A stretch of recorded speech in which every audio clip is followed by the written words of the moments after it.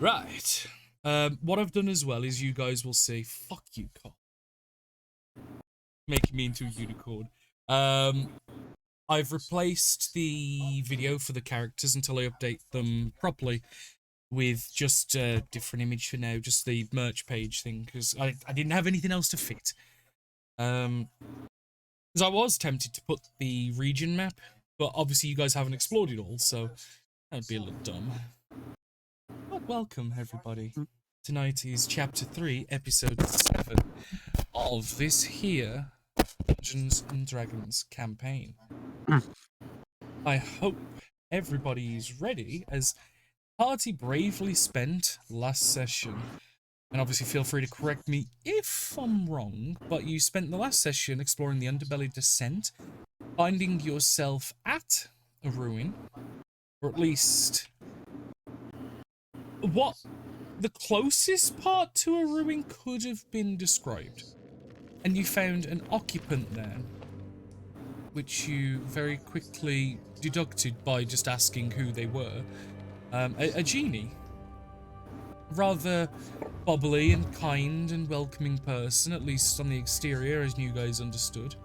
Spoke with her for a while, got to try and understand some of the area around you guys. Even made 2 wishes between the lot of you. Surprisingly. Isn't that right, Josiah? Yes. And isn't that right, Dax, who isn't here? Boat. Yeah, just as an FYI to people watching, we do have 2 players currently away for different reasons, but that's okay. Because they get to live. What they're going to do is, as you guys finished last session, finding an underwater entrance behind a waterfall where certain party members chose to exhibition themselves to the rest of the party to make a show of things as they explored the entrance. And you found a platform followed by stairs leading upwards into an underground cavern of some sorts, which is where you guys are going to carry on. Dax and Polar, being as their players aren't here to control them, are essentially going to guard the entranceway, the waterway that you guys have come through, leaving you 4 that are remaining to have a look at what's to find. Does that sound okay to everybody? Yes. Yeah. Good. With a stairwell leading up, and it all looks man-made now at this point. It doesn't look like natural caverns. It looks carved. It looks well made to a degree. And obviously with now everybody dressed, you can press up and you'll find yourselves into what looks like a large hallway that expands, and bearing in mind, it's dark in here, it's pitch black. So for those that don't have dark vision, good luck.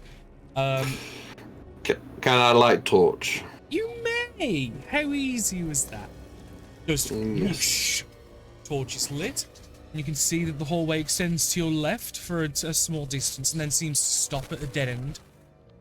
And then extends to your right, going further than the torch's light will reach, leaving a door as well on the right, some 20 foot away from you.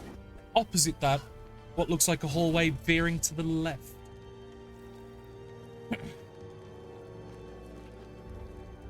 Left or right, basically.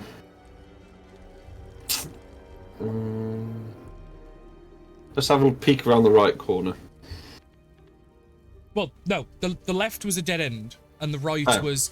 It extends past your torch, but at about 20 foot away from you where you're peeking out, you can see a door that on the right, and then a hallway that turns to the left. Okay, so there's a fork. So we know the T-junction, left of the fork, yeah, goes nowhere. So yeah, we carry on the right part of the fork, and then so there's a door on the right. No. Imagine you literally, like, you've walked up the stairs and you stood at the top of the stairs and you look left and you look right. Yeah. Oh no, you're talking about this junction rather than the one I described. Yeah, that's fine. So you turn right. No, I understood. So this is why I'm a visual thinker. But it's right, like... so yeah, you turn right and you walk down, and I said about 20 foot down, you come across a door that's on your right. Yeah. A hallway that's on your left that goes down that way, and you can see doors both left and right, about the same distance, 20 foot down, and it goes even further past your torchlight. Or dead ahead of you, it just extends past your torchlight once more.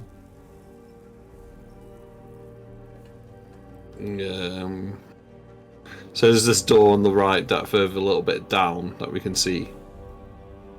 The one you're right next to, yeah. Yeah. I'll have a little peek.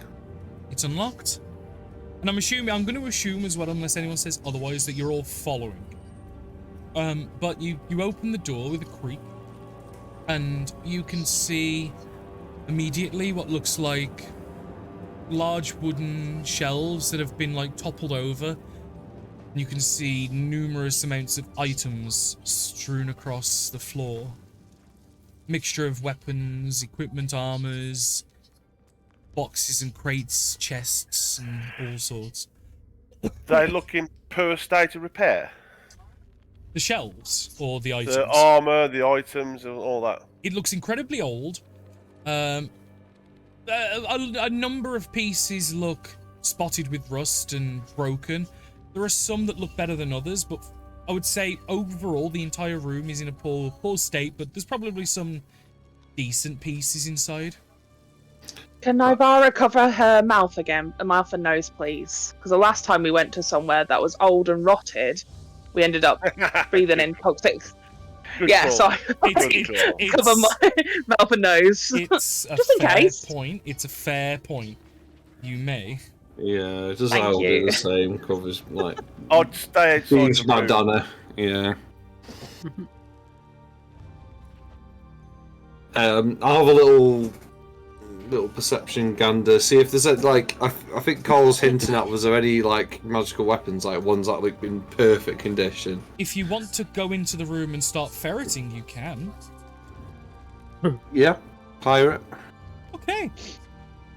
Is it just Josiah that's stepping into the room, or? Can I have a look before, as he's going into the room, if I can spot any weird holes in the side of the walls, any kind of form that looks like it might be a trap, either arcane or mechanical? Perception check, please. Thank you. You beat me to that. You may join as well. I'll give her an assist. Okay. You sure? Yeah, I'll give you an assist, because we can't both stand in the doorway, 'cause it probably won't be big enough. It's a double door. Oh, is it? Yeah, Okay, yeah, I'll still give that's you my an bad. assist. Okay, that's fine. Oh, bad. 16? Not bad at all, actually. Not bad at all. Oh. The room looks disheveled and destroyed to a degree. It looks like something has obviously caused great amounts of damage in here. But you don't see any, like, holes in the wall. Like, I'm assuming you're, like, thinking, like, arrow traps and, like, maybe gas vents and things like this. Or even there's a place where there's not a lot of dust. Like, does it look like there's a step that if Right. you step on it, it's gonna... You know what I mean? Yeah. No, I know what you mean. It doesn't look like that's the case. It looks okay. The one thing you do notice is that the room is incredibly worn in the sense that there's a lot of cut and scratch marks and like deep gouges in the wall. Like clearly at one point in time, there was a fight here. You can see these deep lacerations and cut marks and almost maybe claw marks in the wall, dents, cracks, Right. scorch marks to a degree. So, can I tell if... Does it look like these are jagged in some form, rather than being like the clean cut of a blade? It looks like three together. You'd have to Almost. go in and have an investigation check. And Josiah, can you make an investigation check as you're ferreting Yep. around? And may I add, Yeah. Ben, no, this is not a glory hole. I'll go in and start looking a little bit more Yeah. closely. How damp is it in here? Because obviously we're behind a waterfall. This room is relatively dry. There is moisture in the air. It's not like completely arid, because of the waterway that isn't sealed off in any way, but it's dry. It's not like there's not like humidity and moisture and like you can feel. It's not like there's not like condensation on the walls or anything like that. Okay. Okay, we'll go with Nivara first, because that's funny, Ben. But Nivara, you notice that the marks are clean to an extent, meaning they look like they've been dealt by like a consistent weapon. Like they're not like jagged, they're not like inconsistent like marks in the wall. Yeah. Obviously, with the exception of things like the big craters where like something's been thrown at a wall and like the wall's caved in a little bit. But the gouges, the claws, the scratches, the cuts in the wall all look relatively consistent, although of different sizes. There's not much more I can really tell you could tell from that, because these look old as well. Like there's dust in the room, like there's thick dust layers. But these obviously were old. Ben. Hello. As Josiah's looking around the room, you notice that the room probably once was organized into like certain items in certain places, but the room has been tossed and has been strewn. You see dozens of weapons, armors that once would have been adequately serviceable but are now no longer serviceable, maybe as scrap metal, something to melt down and like reforge anew. You do, however, come across underneath, like sticking out from underneath one of the shelves, like you see what looks like the head of a polearm, as you see this metal like pole that goes underneath the shelf, and sticking out you can see this gnarled, jagged, almost like not like a reaper's scythe, but you know, like a gardener's scythe, where it's more of a straight blade than that curved sickle-like style. Yeah. I forget the exact name, but you know what I mean. You see a blade similar like that sticking out from underneath the rubble a little bit, and it looks clean, it looks nice. Yeah, I will have a, careful not to cut myself. I'll try and have a look. Make a strength check if you're going to pull it out.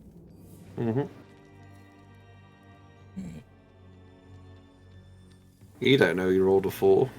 No? No. Strength. Bonk.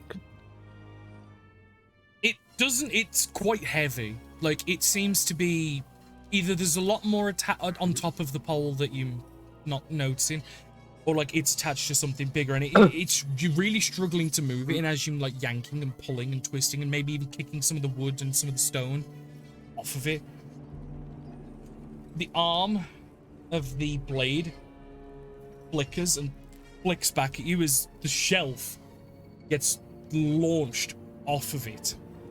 As I'll move you guys to this page. I've put you guys roughly where you were saying you were, although I have got to move Nivara and Vlad just into them, because Nivara was doing the thing here as this machine, spherical in nature, with like these blades attached, just starts whirring to life in front of you. I think you know where this is going, guys. Where's the door? It's right. Hang on, give me a sec. I have got to draw it because I can't control my icon. it might be because I dragged them on, so you're gonna have to do it yourself then. Give me a sec. Drag on myself. Cool. Yeah, I think I've got it. Oh, we got 2. Yeah, I've dragged there's one the door. because we There's can't. the door. Right, so Hold on, I'll get Did you you a say- door. Right, which one is the one that That didn't work. is that you? Left Nivara. No, that's the one I put on. Thank I you. just need to. No. There we go.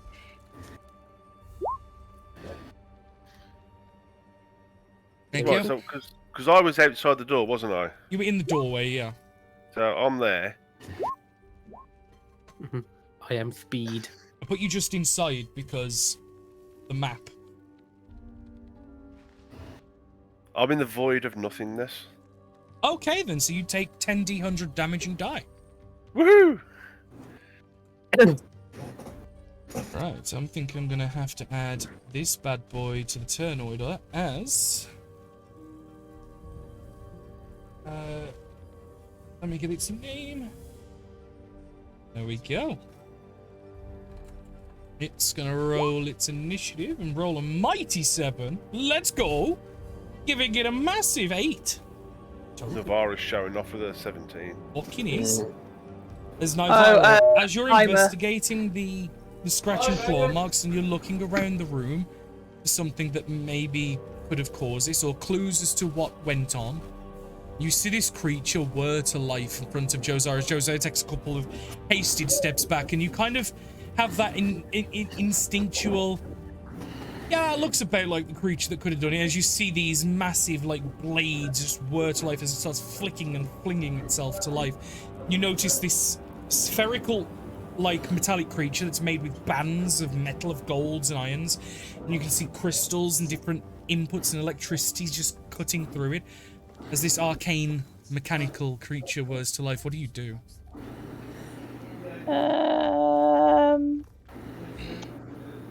I'm not sure what to do. If Hold your action if you want. I've got an idea. We're underground, aren't we? Yep. Does it look structurally safe where we are? Good call. Relatively. Darn it. Oh, I don't know what to do. Do I do the stupid thing? Go I don't for want to it. do the stupid Yes. thing. Do the stupid thing. Do it. Go on. Do it. Okay, cool. I'm gonna cast Shatter over in this corner over here, like behind Yeah, so it. it hits the wall and it, but not your friends. And it. Yes, exactly. Oh, to be honest, Okay. that's my friends are. Roll it. You have disadvantage on this attack because you are metal. That's Oh, I fair rolled- enough. So that should be popping up now. Yeah, so basically with Shatter, a creature made of inorganic materials such as stone, crystal, or metal has disadvantage on this saving throw. So it's going to be a flat roll because it has advantage against spell saves. Oh, It's fine. Mm. darn it. That's a 7. Fail! Take 17 points of thunder damage. I think it's almost like instinctual, seeing all the scratch marks and everything, and seeing this, and there's just this sigh as she whips round and. the creature doesn't take as much damage as you were hoping. As it seems, thunder damage it has partial resistance to, but the creature shudders, and you hear the shing of the metal as it just reverberates from the thunder damage around it. And it's loud for a moment, but then goes quiet very quickly as you just hear the mechanics just whirring and clinking. Cool. And then I'm just gonna back up into the corner and just be like, somebody! Why? Just like.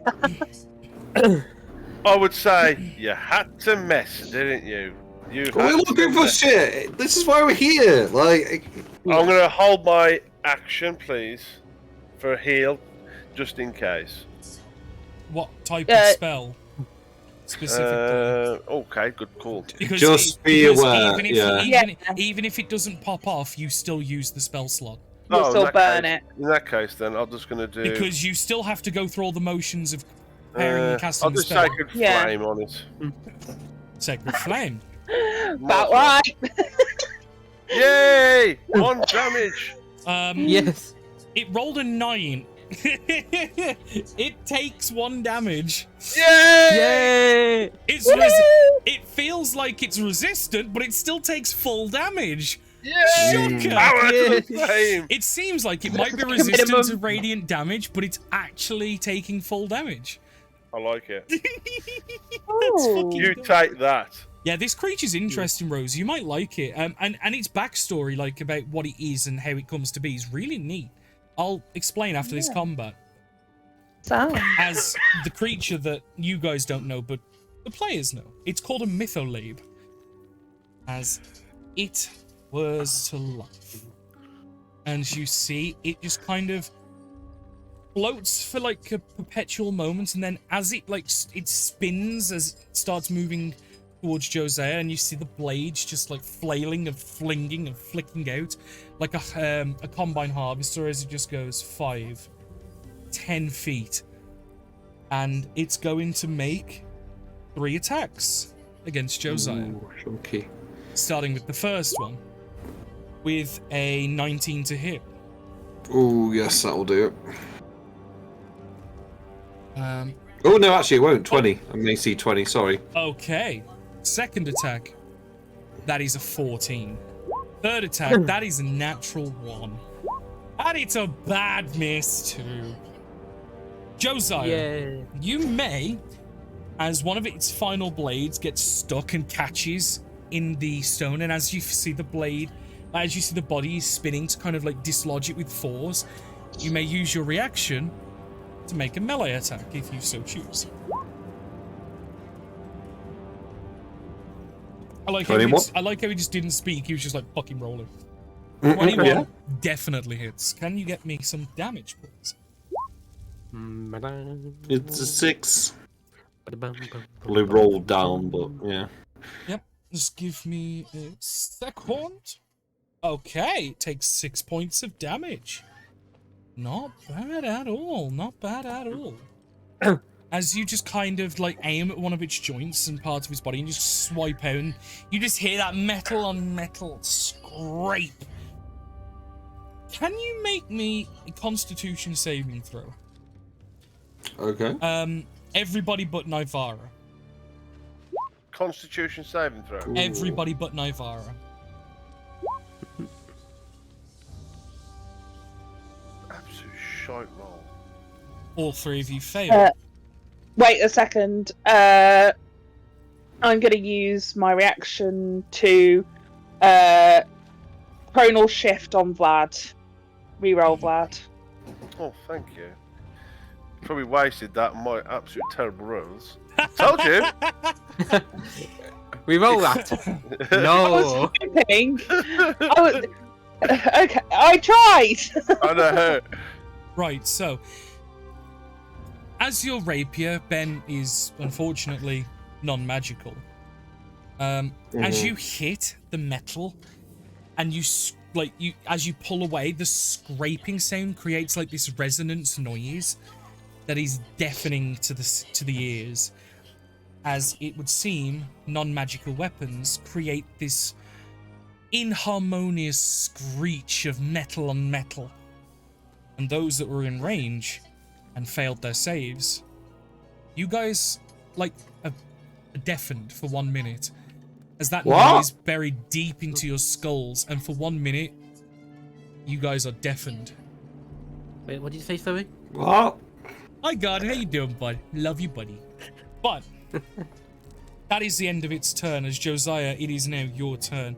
As you Do they get a save? Like at the beginning or end of their turns? When a Mythoblade is hit with a non-magical melee weapon attack, each creature within 15 feet must make a DC 16 con save or be deafened for 1 minute. That's it. Oh shit.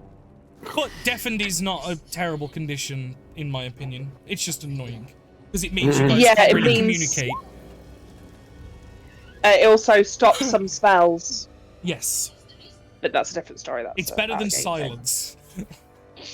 But Josiah, as you kind of recoil and your ears are ringing, and like you know in the films where like everything goes in slow-mo for a second and you're just hearing nothing, and you hear the tinnitus just ringing in your head, what do you do? How sturdy does the door look? The door that Vlad's by? Decent. Because I'm just thinking about leaving. Yeah.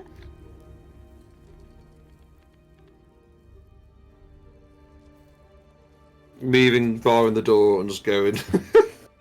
I agree. Get out of here. You can't talk to each other. He can't hear you. I know. He can point, sign language. Yeah, I'll just point. I'll point to door, walk to door.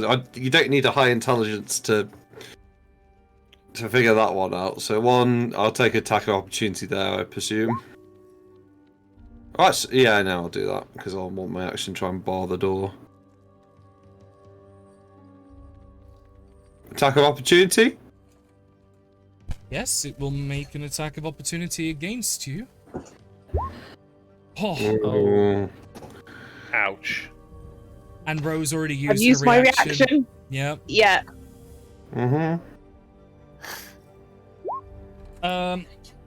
That is 15 points of slashing damage. Shit. It's a d6. As you just feel this blade rend into your back, and you feel your back go warm slightly and wet to the touch, as you just keep moving forward with your ears picking up no sound around you. Right, I go to door, motioning that we're leaving, and I hold action to like try and bar the door. Is there anything to bar the door with?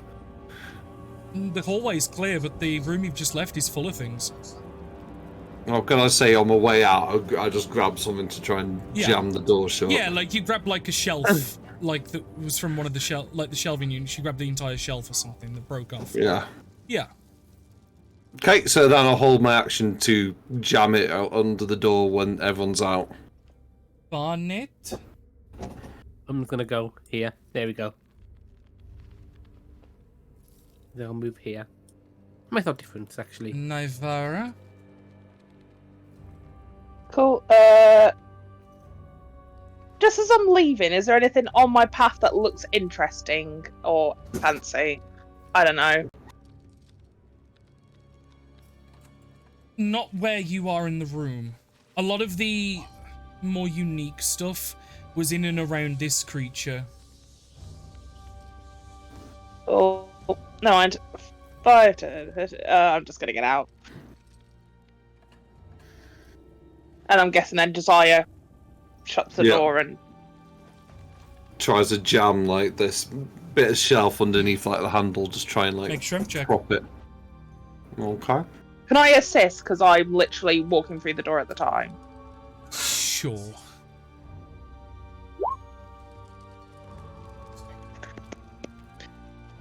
Interesting. As you manage to wedge this shelving unit under the door, and it might hold. It might not. We'll see. Well, yeah, okay. Vlad? Take your initiative, yeah. Yeah, because you've got to see if it works. Oh, yeah. Is that on Josiah, I assume? Yeah, it's on Josiah. Okay. And then Cool. I'll take. How wide's the corridor, by the way? 10 foot. Right, so which way's Allow me to out? quickly, like, just draw some real shit. Yeah. So, like, So it this looks like way, we're taking this the way is five. where you came. Yeah. There's a pathway this way, and there's a pathway that way with 2 doors left and right on the up. So I'm gonna stand there, just in case we go that way, or just in case we go. Yeah, because that side, the left, is where you came from. That's the dock. Yeah. Okay. It's the Mytholope's turn, and as you hear it whir towards the door, and you hear it crash against the door as it makes its 3 attacks, which all hit. I'm just roll all together. The door buckles and bends, and you see the wood that's holding the door there. It bows and bends as the doors threaten to burst open, but the doors stay shut for now. I'll take you out of initiative, but it seems like it's not going to hold forever. No. Well, I can't really say my plan because no one can hear it, but... No, you... I will... Nivara can, but you don't know. Yeah, Nivara just...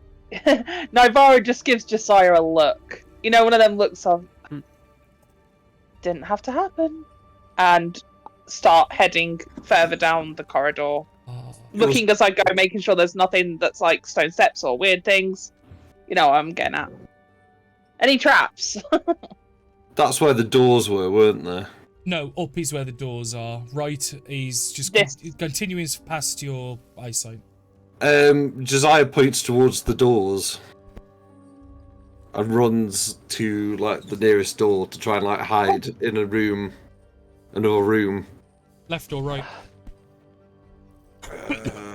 Left. Can I Wait, before he goes in, if I see him running, can I take off over and try and like stop him before he opens the door You and two are listen through the door? Well, the problem is you two are as fast as each other. Like everyone here apart from Liam is the same speed. You aren't going to be able to really catch him. Right. Does that make sense? He can't hear either, so he's So he's been an idiot. Josiah. No. You It's fine, go on. You bust through the door and the door opens. And you see a large square room with an extremely tall roof.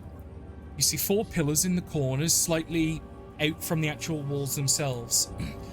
And the room's lit in here, but there are no torchlight. It looks like the room is lit by skylight, but the solid stone above you would dictate otherwise, as in the center of the room, there is, close to 20 foot in diameter, a solid gold circle that's raised from the floor about a foot. Weaved and carved with intricate details, the walls around you, depicting fine artwork of the Yuan-Ti people and their gods and their deities, as it looks like you have clearly entered a large ritual room of some kind. Is there anything like stone, anything to like bolster this door with? Because he's like gesturing everyone to come into this door. The room is empty, with the exception of the artwork on the walls, the 4 pillars, and the 1 foot thick, 20 foot wide solid gold dais in the middle. Can I keep everyone away from that dais? Like, as soon as I get through it, I am literally going to gather everyone up and just kind of be like... It's at about this point, like, people's hearing is starting to return. I'm about to say, he shouted, Josiah's like, everyone in, we're locking the door, we're going to try and shut the door, and hopefully it will get confused and fuck off. Okay. I will just say, do not touch anything, do not touch any walls. We should be on high alert just because that thing's out. We should prepare if it's going to break through the door. Do not touch anything. Wouldn't the better idea be, let's get out of here, back to where we came from, outside the waterfall? Why would we go back? We are already here. Yeah, but you're trapping us in with this mechanical menace. So we act quick. We work fast. Well, hopefully And he'll fuck off down one of the other corridors. So let's just hide here. And door shut. He's shutting door. He's motioning for everyone to be quiet, and he's hoping to just wait it out for a moment. Yeah. And everybody make stealth checks. Oh God, I knew you'd ask that. It's part of the course. I mean, would Vlad not have disadvantage if he's standing still in a room quietly? Because his disadvantage is all to do with his armor. Yeah, but it's impossible to stand perfectly still. It is almost physically impossible. There is going to be slight movements that are going to chink and chunk. Do you know what I mean? One.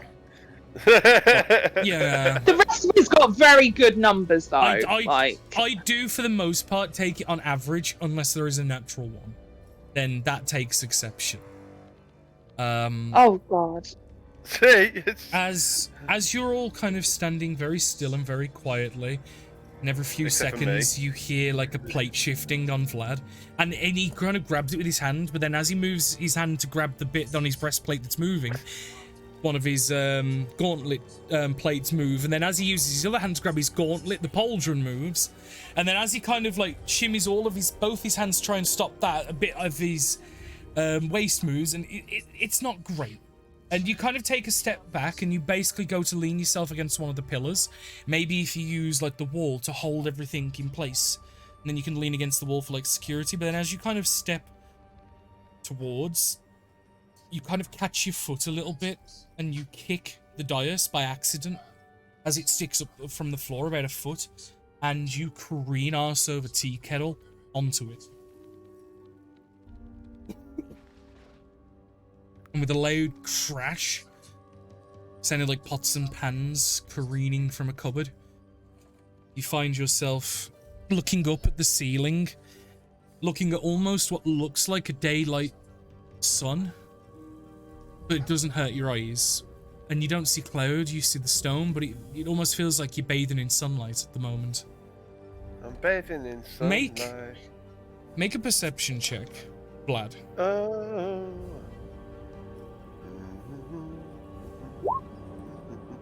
Oh, now I get a 21.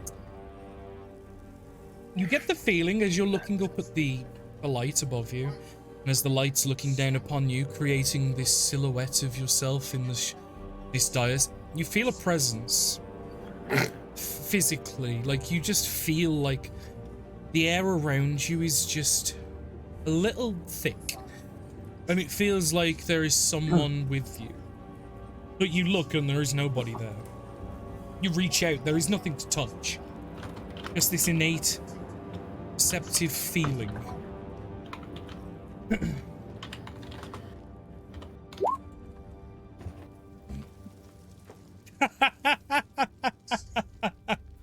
Vlad is indeed submissive and sacrificable.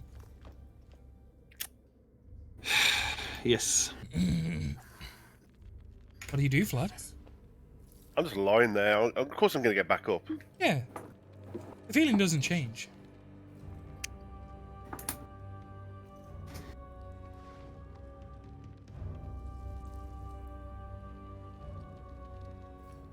Carry on. Well, I'm waiting for. Well, we don't know that something. What is anyone? Yeah, else? we don't know that this has happened. No, but you were aware. You see, he's that gone like you saw him quite go himself also on a the tea dais. kettle. He stood in the edge of the dais. Can I listen at the Did door? Is the fucking thing? What's the fucking thing doing? Can I listen to? Can I make a perception You check? may make a perception check. Can I look at the pictures on the wall? Because last time we were in something like this, it told us what was going on. Can I have a look at whatever these murals are You on the may wall? make a perception check as you take your time to look around. Josiah, it's your hearing's coming back, and you're struggling a little bit with the loud noises that Vlad just accidentally made. It's really hard to listen through a stone door while recovering as best as you can. So you're not sure, you can't hear. Naivara, as you take a look around, you notice that the artwork on the walls is stone carvings inlaid with filigree of gold and various stones. Like you notice like quartz and topaz and turquoise that has been cut to shape and put into the inlays in these walls. This isn't just cave paintings. This is extreme. This is extreme. It's extreme cave paintings. Yeah. I will just take my time. If it is that I'm You notice struggling to know what's going on, I'll just one of the take my time. most visually striking pieces is the image depicting Yuan-Ti plunging what looks to be like this gnarly blade into the chests of others that are tied down to a dais, and you see people other Yuan-Ti nearby those people becoming imbued with energy and power. Boons, maybe. Liam, that was fucking rotten. I was trying to be quiet, it ended up being quite loud. Not only loud, So- but it lasted a while. Carry on, Rose. So am I right in thinking that we saw Vlad go arse over tea kettle, fall on the dais, then get back up off the dais? He stood on it. So we didn't see him go arse over. We didn't see him crash. Oh yeah, you did. Well, he made it audibly clear, and I would imagine you all turned and looked. Is he still standing on the dais? Vlad, are you? No, I would have got up and got off. As I said, I'd Oh, there you stood go. up. Yeah, so you would have seen him stand up and get off it. Even Vlad? after you get off it, Vlad, you notice that presence doesn't leave, but carry on. Say again, sorry, you broke up. That presence doesn't leave even after you step off the dais, by the way. But, Naivara was just about to say something to you then, so carry on. Okay. Rose? Vlad, Yes. are you okay? Yes, but something's not right. Well, I assume this dais seems to be an amplifier for the sacrifice ritual? And she'll kind of like motion to the pictures of people dying horrifically on a dais. That Maybe we don't explains. touch it. It's not intentional. No, I know, but Navara, is there anything lootable here? Like, can we... There's gold, but is it cursed gold? do not just stop trying to put your hands on everything. I'm not. For just I'm one second. asking. I'm looking with my eyes. I'm just asking, though. What? Because we come here to get shit, so I'm just keeping on mission. Well, not just get shit. Last time we were in an area like this, we ended up unleashing a horror upon ourselves. The time before that, we ended up releasing something. I don't Maybe need to this time lecture. we just be a bit I'm careful. asking. I'm asking. I'm asking what's safe to touch. You're lecturing me. I'm asking. Nothing. Oh, Just okay. keep your hands in your pockets. I'm trying. I'm not lecturing you. I am trying to tell you. And I Just understand that. hold That's on. why I'm asking. Is there anything safe to loot? No. I can tell you're a little stressed out right now.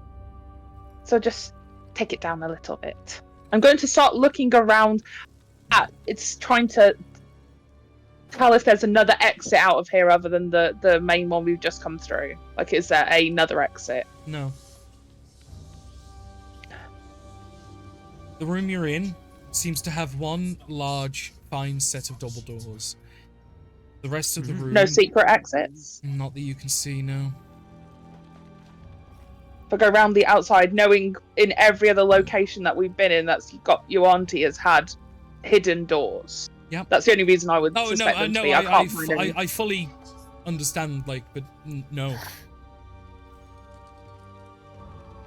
We're gonna have to open the doors.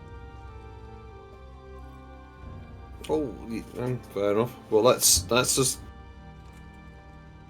How long has passed since we've run into this room? Probably 5 minutes. I would say that thing was coming for us. It would have been knocking on the door, I think, by now if it was here. I will gingerly open the door. I'll hold a. I'll actually take out my my staff and hold that a bit menacing, realizing that magic had a bit of a. This thing had a bit of a resistance against magic. Make a dexterity saving throw. Okay.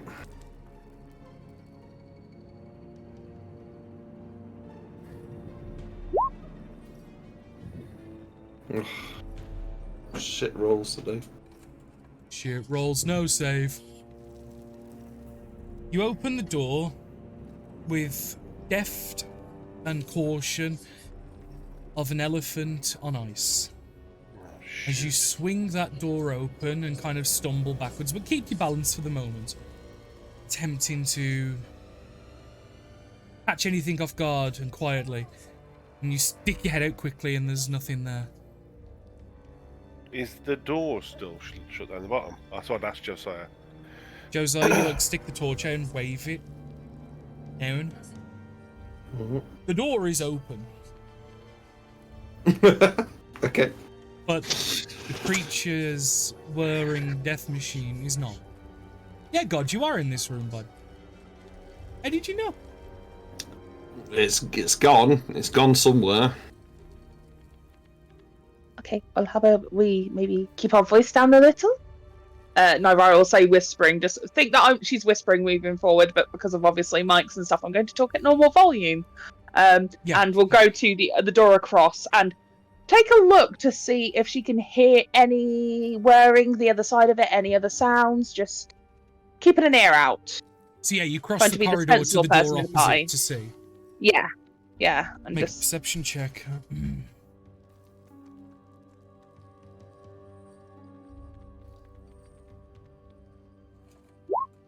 better be a 10. You don't hear anything coming from the other side of the door, but what you do hear is the faint scraping of metal coming as you're stood looking at the door opposite to your left down the corridor that you've gone up, but you haven't gone fully down. And you hear the scraping and crackling of metal that way. What, further past where we were going? As you've come out of the door and dead ahead of you got the door, right is where you came from, left is where you can go. It's the left you hear. Oh, so it seems to have gone. It's in a different area to where we are currently. It's gone out the door, it seems, and past both these doors. Oh, okay. I will kind of do a wave at the other ones and do like a spinny motion and point in that direction. How does Nifara do a spinny motion? I imagine she moves her fingers around each other, like trying to simulate like the whirling blades. Yeah. No, I just wanted that funny mental image. That's all. And then point in that direction, and then open the door behind her very close, and just have a look at the other door. Does that make sense? So she's crossed. Yeah. Would you step in this door? Making sure that it's not. Is it pitch black in there? Yeah. This entire facility is pitch black with the exception of the room you've just left. Well, I do have dark vision, but I think at this time, because I've kind of been thinking that the torch. Josiah's holding a torch. Yeah. I'll still bring out my lanterns. So pop, and just kind of move one a little bit further into the thing. Because I can control them better than torchlight bending. I can move them about, if that makes sense. So that's the only reason I do it. And I'll just have one that kind of drifts in slowly. Stepping into this room, you notice... Well, I want to have a look first before I step in. You notice if that makes the sense. I'm still gonna visual of what probably once was a fine laboratory, an alchemy room, where tables and large alchemical equipments used to be. Cooking stations with large cauldrons and ovens. Now laying broken, damaged, shattered glass strewn across the room, vials broken, crates toppled and tipped open. There are some that are untouched, but not many. You notice char marks burning and marking the walls, and a really offensive smell as you open the door. Make a nature check.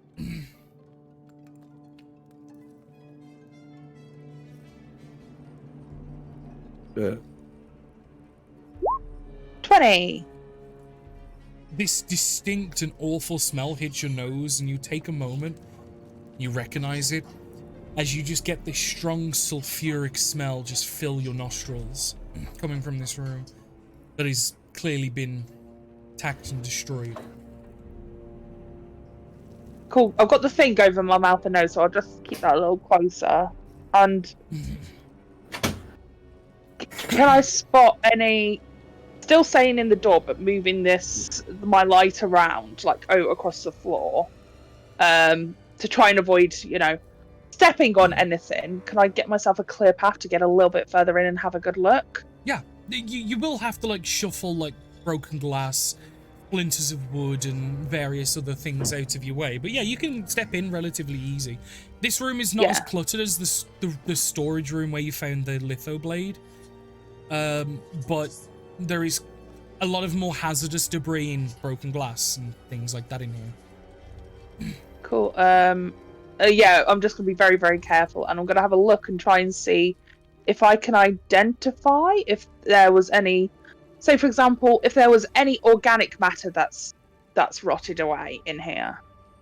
Stuff like that would have just rotted to dust at this point. Yeah, but if there's a body, is there a skeleton anywhere? Is there the size of eggshells? I'm looking for organic matter. There doesn't seem to be bones. I get what you mean now of a corpse that would have... Yeah. There's no skeletal I'm looking for remains. a corpse or... yeah. Of any kind, animal or humanoid. The room... You can see that there is obviously a lot of material that would have long since moulded and rotted and gone. The shelves of alchemical supplies, materials and ingredients that are no longer of this plane of existence, unfortunately. Brings a tear to the eye, it's super sad. You can see some small chests and lockboxes. There's a couple in the room that haven't been opened, but they've clearly been thrown across the room as they look all toppled and damaged and broken. Except for a couple, did Yeah, you say? the majority look like they've been opened, the contents has been dumped onto the floor, hence the emphasis on glass, and then the boxes have been smashed. There are scorch marks all over the wall, and like I said, this strong sulfuric smell. Cool. And can I see if there's any paper or scrolls? Or books of any kind? Investigation Any check. sorts of notes?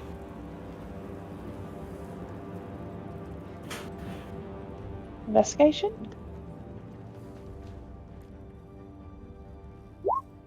Ten.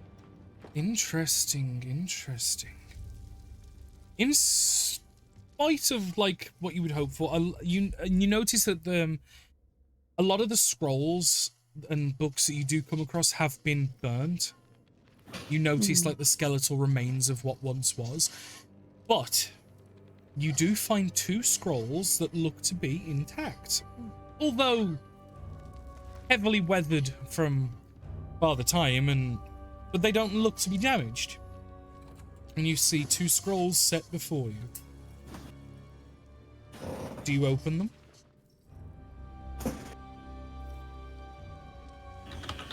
Looking at them, just wondering, is there anything coating them? Is there any sort of like dust or anything like that I can tell, being that they were in a room that's Shut up, full Mom. of alchemical supplies? They probably were coated in something at some point or another, but it's impossible to tell. These scrolls have been here for probably hundreds of years. Hi, Mom. Yeah, I'll open one then. Yeah, why not? You open one. Just pick a number, 1 or 2. Just so I know which one it is. Let's go for 1. It's a spell scroll. Oh. As you open it up and you find this is a spell scroll for Crown of Madness. Right, I'll quickly explain, Mom. There is no lemons because when I do D&D, I turn off all the sound alerts. Mom tried to come in the stream and lemons me. She's in the cinema trying to fucking lemons me. No, I turn all the sounds off because I don't want it to interfere with the story for these guys. I thought she'd come back into your house. I was like, why is she like that's a sort of film? So, what's going on? The other one, if you eventually open it, is a spell scroll once more, but this time for Ray of Enfeeblement. Oh, so Crown of Madness and Ray of Enfeeblement. I will put them on my character sheet. Going straight in my basket. Yeah. Thank you, Shen. And then, yeah, I'm guessing. And you said that there were 2. Well, there was a couple of boxes that 2, weren't yeah. smashed. Small lockboxes, damaged, but not opened and destroyed. Can I see if I can get one of them open? Yeah, there's no locks on them. They're just like a small latch that you can just flip open.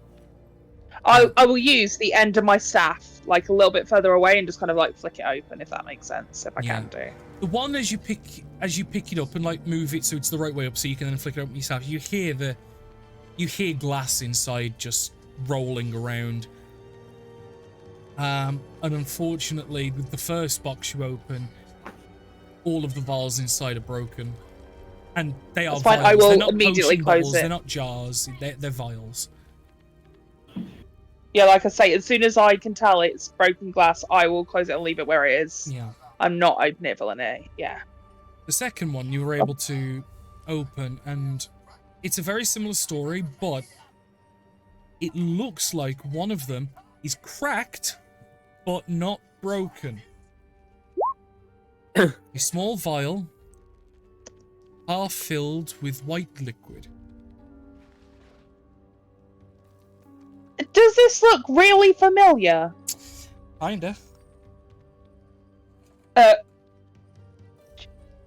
Okay, But okay. the vial is Walter. cracked. Not broken, cracked. The top is sealed with wax, preventing leakage from the top. I will shout through back to. Well, I won't shout. Is there anybody in the door? Is anybody watching as I've been doing this, or is everyone just hanging out? I'll kind of do like the sign for like a vial, essentially. I'm trying to think of how I do this. So I'll do like a cup and like with a lid on it. Okay. Like,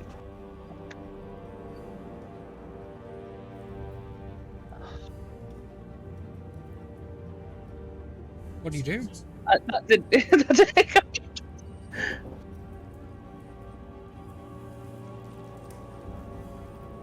It's a half a vial cracked of white resin.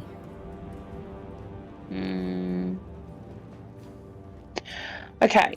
From my knowledge of white resin, do I know that if it is, say for example, it's not airborne, it's ingested, It's not ingested. airborne. No, it is. It's ingested. Yeah. Cool. It's possible that it could still be partially effective if applied externally, like a cream or something, or like rubbed into the skin. But its primary function is to go inside of the body through injections, digestion. Yeah. Cool. I'm going to cover my hand on like a spare piece of cloth. I think I still have. I have my old dress, so I'll rip off a bit of that cloth, and I'm literally going to gingerly, like with the end of my fingers, pick it up, and then I'm going to attempt to throw it into the opposite corner and hopefully get the glass to smash. Still covering my hand over my mouth. Easy enough. Like, it's already cracked. It's glass. Yeah, you can carefully pick it up with a scrap piece of fabric and just yeet that thing across the room as you just hear trying a to get it. satisfying. Cool. And then I am going to like fling the and you cloth see that I picked up with it as well. the thick white liquid that like is the resin just like splats on the wall, and you see it start dripping down, and you would imagine it would eventually dissolve and dissipate. And then I'm going to fling the scrap of fabric as well, making sure that nothing's touched me at any point. So just literally like try and get off me without touching where I touched. Does that make sense? Yeah. She's been very careful to make sure that none of it gets on her skin or in her. And then we'll kind of step out the room and close the door behind her if people allow her to. Oh, yeah. Is there another room like next to the two we've searched? No.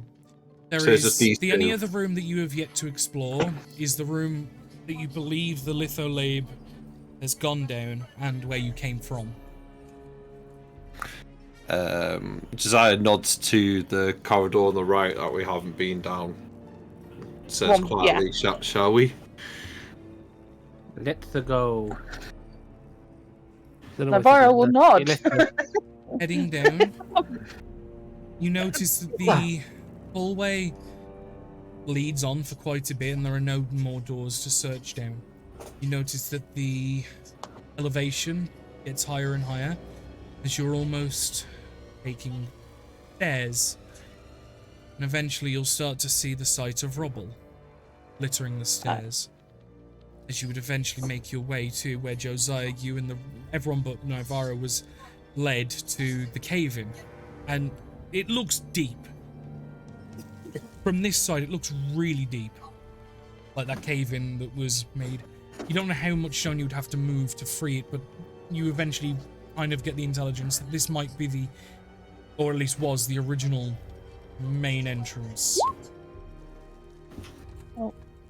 I like how I was talking to him and he BRB'd. Thanks, Ben, you fuck. Cool. Well, I'll take control now. We'll head back down the other way, if that makes sense. Yeah. So yeah, you're heading back down this corridor, so the storage room will be on your left, the T-junction, like the options going right.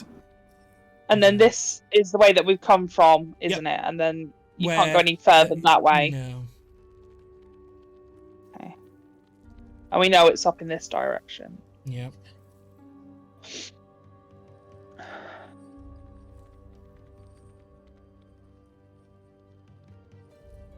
We have to continue on.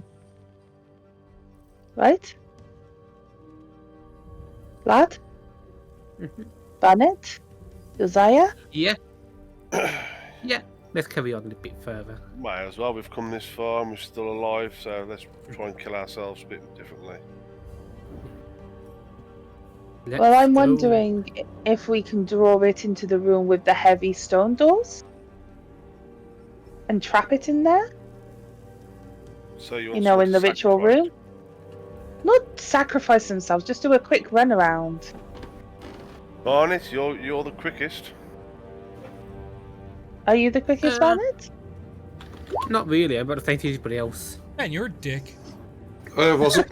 I needed a wee. I couldn't I stop was it. specifically talking directly to you as you then BRB'd on me. I You couldn't literally piss just myself. He was silent. going to wet himself.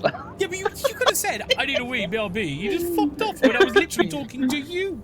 I thought you were just going to everyone else about the cave in. No, you were the one that led the way. And I was saying, Josiah, you remember this as this bit, and Yeah. I thought well, everyone else remembered it as well. Anyway, I'm here now. Don't worry, baby. I'm fine. What Nivara suggested is potentially drawing the creature into the ritual room because it has heavy stone doors. If we can trap it in there some way. Yeah. I don't mind trying to. Well, Yeah. I would suggest Barnett does it because Oh, he is not only is he fast, but he can jump. Mm. I Do can we? jump, I'm not that fast. No. Barnett would be more useful to shut the doors as I'm jumping through the doors so that it's stuck in there. Okay, so Would we be my create suggestion. if we create a loud sound in that room, try and draw it in there, then you do a quick run around, get out, and then we close the doors. Yeah. It's stone, so should keep it long enough until we can exit. Sounds good to me. Cool. Are you competent at being very noisy? Yes. Mhm. Cool. I am going to hide down here while this fan goes Well, off. well, we'll try this plan, but you remember when Vlad was fucking falling around all over the place and nothing happened? The thing might not have ears, like it might not be able to hear. So what does it? It didn't seem to have eyes either. Fair. Well, I'll just sort of walk into the dais room, get like a bit of wood or something, and just start. Banging? Yeah. so you're going to this back to the Bang. storage room, did you say? No. No, Dias. The one with the Oh, heavy right, stone right, doors. right. Okay, so you're going to start making a commotion in that room. Yeah. Can you make Yeah. a performance check? I'm going to be hanging like at the corner of the thing Mm-hmm. and just hide out there. I assume Barnett and Vlad are going to do the same. Then Barnett's going to move back Yes. as soon as it goes in. Mhm. We will come up with a plan basically that Barnett is going to wait there until the thing enters, then move up in order to wait for Josiah to run past and close the door. Right? Yep. Cool. Okay, so Josiah, you start making a commotion and a means to create a noise, and it doesn't take terribly long, but the now active Mytholabe you do start hearing it scrapes and clinks, getting closer as it does start making its way towards you, and Ben, you will eventually, well, Josiah, sorry, you will eventually start to hear this, as the creature, like, bumps along some of the walls, as it doesn't seem to be hovering perfectly straight, and it will make its way into the room in front of you. What I'm going to do is I'm just going to quickly clear the drawings that are on the map here, just to, you know, rejigify everything. So the dais is off the ground, isn't it? No, it's sticking Okay. out from the ground. Okay, right. It's not a stone thing. It sticks up about a foot. Okay.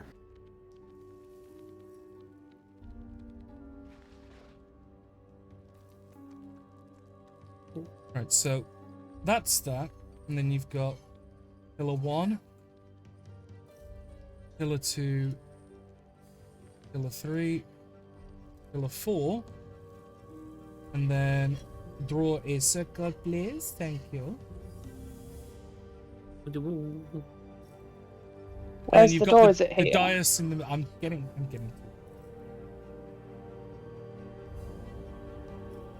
The door is on the right side here. So I'd be down here then. Yeah. I said that I was Yes. holding back a little bit. Yeah. Yeah, because if I just quickly. Suppose also like in the middle to the back of the room, trying to lure It's it like in there's a the bit. corridor going left, and then you've got Yeah. the storage room, which is here.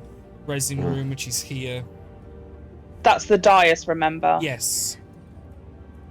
But you know, she said 18 times not to touch it. I'm not touching it. I'm stood on it. It's a difference. He didn't. He went in, made a noise. He ran over it. And now it's come into the room. What? You can't. Barnett, you do realise the creature would have had to have come past you if you were there, and you would have. I didn't mean to go there. Where are you meant to be? He was meant to be down with us. Okay. Yeah. So I'll pop you down there then. That's fine. Thank you. And then I as soon thought as it we were goes going- in, Right. he's moving up, right? Initiative. gonna be Well, I loud, think it's fair. I'll let you re-roll initiative, but I think it's going to be initiative now. I'm just going to re-roll roll 20 just quickly. That's fine. But yeah, I think everyone needs to re-roll their initiatives now at this point. Jesus Christ, that's dog shit. Nivara showing everyone up a game. Look.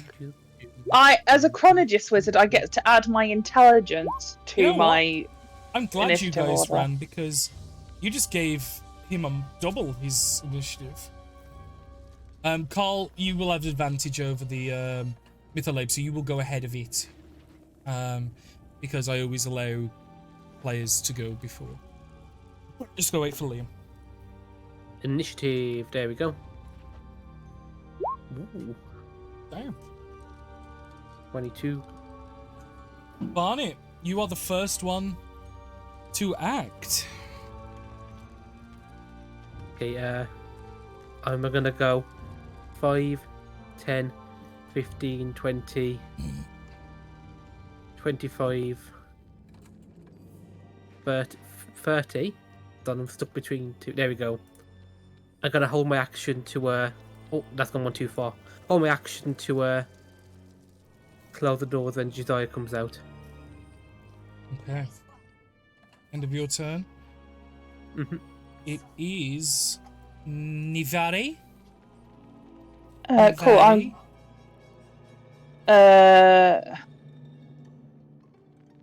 I can now move round, right? Seeing that this thing has gone inside. Yes. Cool. I've realised I could do something a bit.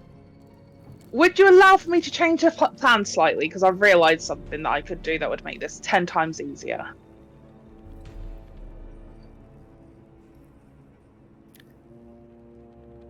It's your turn, Nivara. You don't have time to talk. Cool. Cool. 5, 10, 15, 20, 25. I'm going to stand behind Barnett, and I'm going to vortex warp Josiah to be out here with us. Okay. You can choose to go against it if you want. No, Desire? no. I trust you. Cool. And then I believe Barnett closes the door Yeah. because he's come out the room. And the door is shut. Yay. Teamwork. Phew. High five! No, Nivara would not high five. No. Nivara would just keep walking down the hall now at this point. I'm so sorry, Danny. It's really cool. The monster I'll is. be It's honest, just scared. I'm actually more sorry for you guys. But that's okay. That's the beauty thing of seeing all the cogs in action. Okay, cool. I don't know what that means. I don't care. Cool. Oh, you will. Keep going down the corridor. Alright, just let us have this. We thought of a cool plan Oh no. to solve an issue. It's really cool. But Oh, you're gonna I've be just upset. figured it out. We've triggered an ancient Beyblade ritual. with it being on the fucking dais. Of course, suddenly there's going to be a sweaty 12-year-old in there. It's like, And it's on a dais as well, so it's Yeah, exactly. Exactly. Let you it broke my playland! Oh, fucking hell. What was the, a bit beast? That's what it is. It's got a bit beast inside of it. Fuck me, I used to love that show. Oh, no. Right. Oh, what's going on? No. So, you guys, after initiating the Beyblade ritual, quietly and quickly, or as quiet as you can and as quickly as you can, you make your way to the last room, potentially, of this facility. As this seems to be the biggest of all of the other rooms, it would take stretching the dancing lights quite far to really illuminate the majority of this room, as you come across another room that is full of cages, cells, tools, means of, in poor condition, housing humanoids. A lot of the cages are rusted, broken, and damaged. The room is almost entirely irreparable, with the exception of the main structure, but there are clear signs of what this room possibly once was.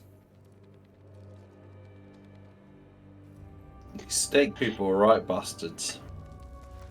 Yeah, this is not the first time you've seen a room like this. No. No. Can I look around for exits out of here, other than the one we came through? Unfortunately, Every single time we've... Sorry? there doesn't seem to be other exits in this room.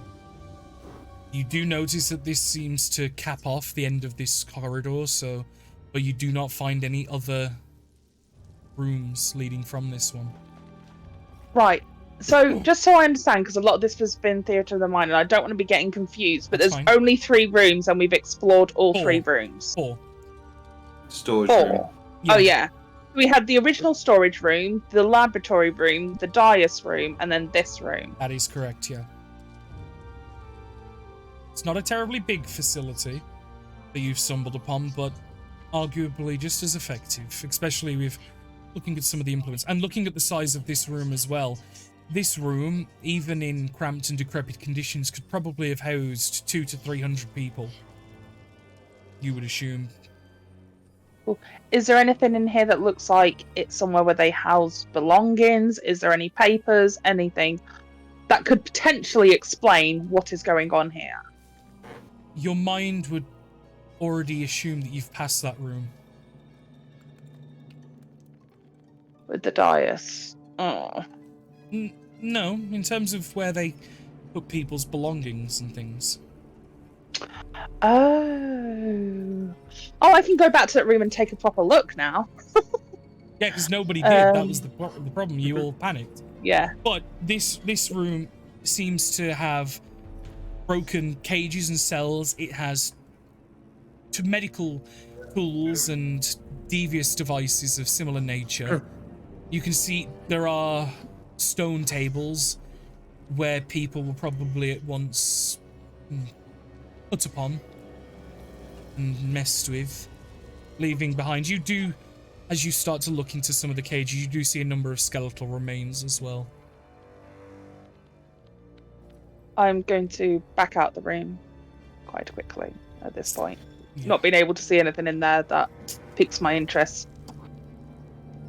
It is a graveyard again. Yeah, let's not fuck with that. It's unfortunate because, and again, with how the other facility had its storage, it seems that obviously when whatever happened to the Yuan-Ti to make them fall, it was very clear it was dramatically quickly. And you would imagine that all the people here were future sacrifices, offerings, experiments, and Died of starvation yeah, or yeah, thirst. they were literally just dehydration. because you would think if the Yuan-Ti died slowly like most dynasties, they would have used, as cruel as it sounds, they would have used these people up. The fact that so many are left in cages tells you that whatever happened to them centuries ago happened quickly, and then unfortunately left a fate worse than most deaths to these people. At least we can go back to the storage room where you found the bladed construct and actually spend some time and have a proper look this time. And she'll make her way in that direction. Just so I'm clear, because we hit like a fork in the road and there was a left fork. Just right from the dock. Yeah, that led to a dead end. Yeah, just checking. You would have assumed that was probably where they intended to expand in the future, if they would have. Got you. It kind of makes sense that this is smaller. What I can do now is I can share with you the full shitty map, like, because it's a shit map, but I can share that now with you. Now you've explored every room. I've color coded the rooms just for my notes, so red room is this. But I thought it might be a little bit. It's a little on the small side, but there you go. That is the facility. Don't forget as well, there wouldn't be any bedrooms because those bedrooms would be they're above us, literally. Yeah, because don't forget there was a village that used to be above you guys. They used to live there and essentially come down here to work. Whereas with the other facility that you went, there was living space because the guy lived there. There was no village around. So yeah, that dark brown is the little dock area with the stairs going up. The grey is all the hallway. Blue is the dais room. Red is the room you're just leaving. Green is where you found the resin. And the tan sandy colour is the storage room where you found the mytholabe the first time. Cool. Heading back to the storage room, can we take a proper look this time and actually look through and see? Basically, Navarre is looking for information specifically on what their plan was here. Is there anything like it's a storage facility? Is there anything in terms of information of what was going on here, I think probably the best chance you would have had of finding anything of that out was in the dais room and the resin room. Oh, but a lot of the scrolls there were damaged and broken and burnt.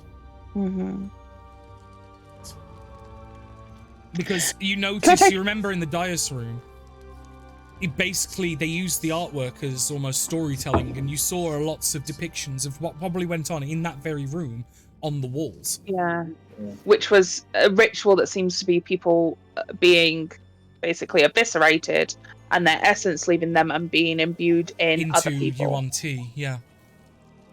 Okay. And you saw basically Yuan-Ti getting stronger and blessings and boons. Cool. Just having a quick look. Nothing's going crazy in my pocket, is it? Just asking. No. Well, it wouldn't be in my pocket because I've been casting spells. Still as it was. Yeah. Cool. Thank you. Just wanted to double check. So, I think we're done, are we? Is that everything here? Oh, yep. I mean, I would like to have more time, and there was a lot of gems that were inlaid in the wall in the dais room, but it just depends if you guys want to take it on. Can you all make a perception check? Because I'd imagine at this point you are slowly walking from Red Room down the hallway. Beyblade, Beyblade. Percepzione. Please, yeah. There we go. Oh, there are some nice perceptions there. We all got above a 10. Sorry. Josiah and Barnett, you would pick it up once the others pointed out. Vlad, you would hear it first, very quickly by Nivara. You hear the sounds of combat coming from the dais room. More than just this creature's innate existence. What? More than just the creature's innate existence, like the noises it made as it was moving, but you hear the sounds of combat. You also hear the shrills of what sounds like some monstrosity coming from within the room.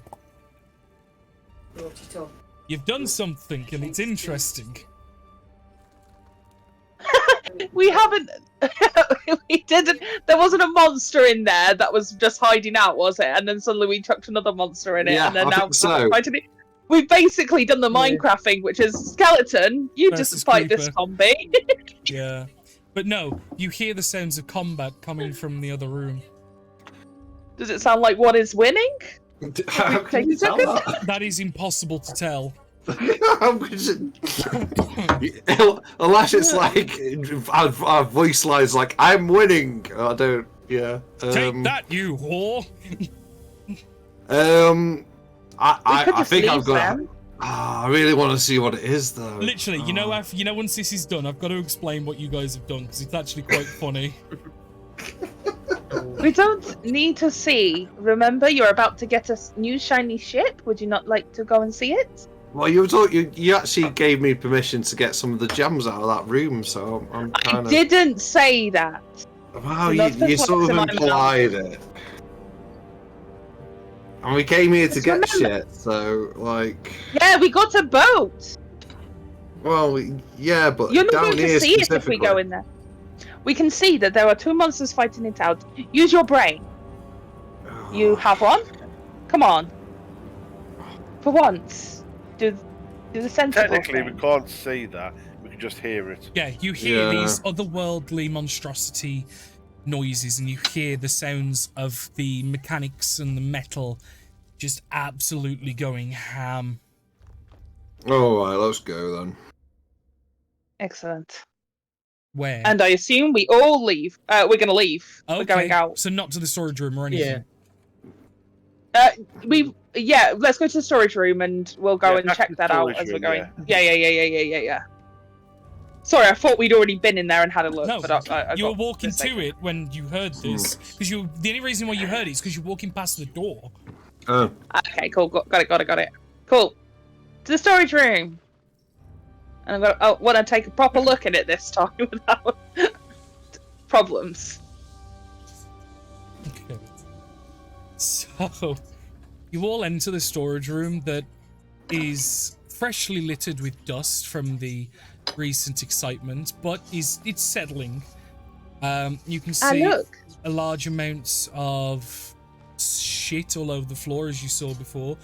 You notice where the creature was, like lying in wait, as best as way to explain it. You notice that there are some items that look in better condition than all of the others. Did it have a little horde? I quite like it, guys. Can we take it? It's really weird. I like this. I really like this creature, or whatever it is. You'll feel sorry compared for it with... when you find out what it is.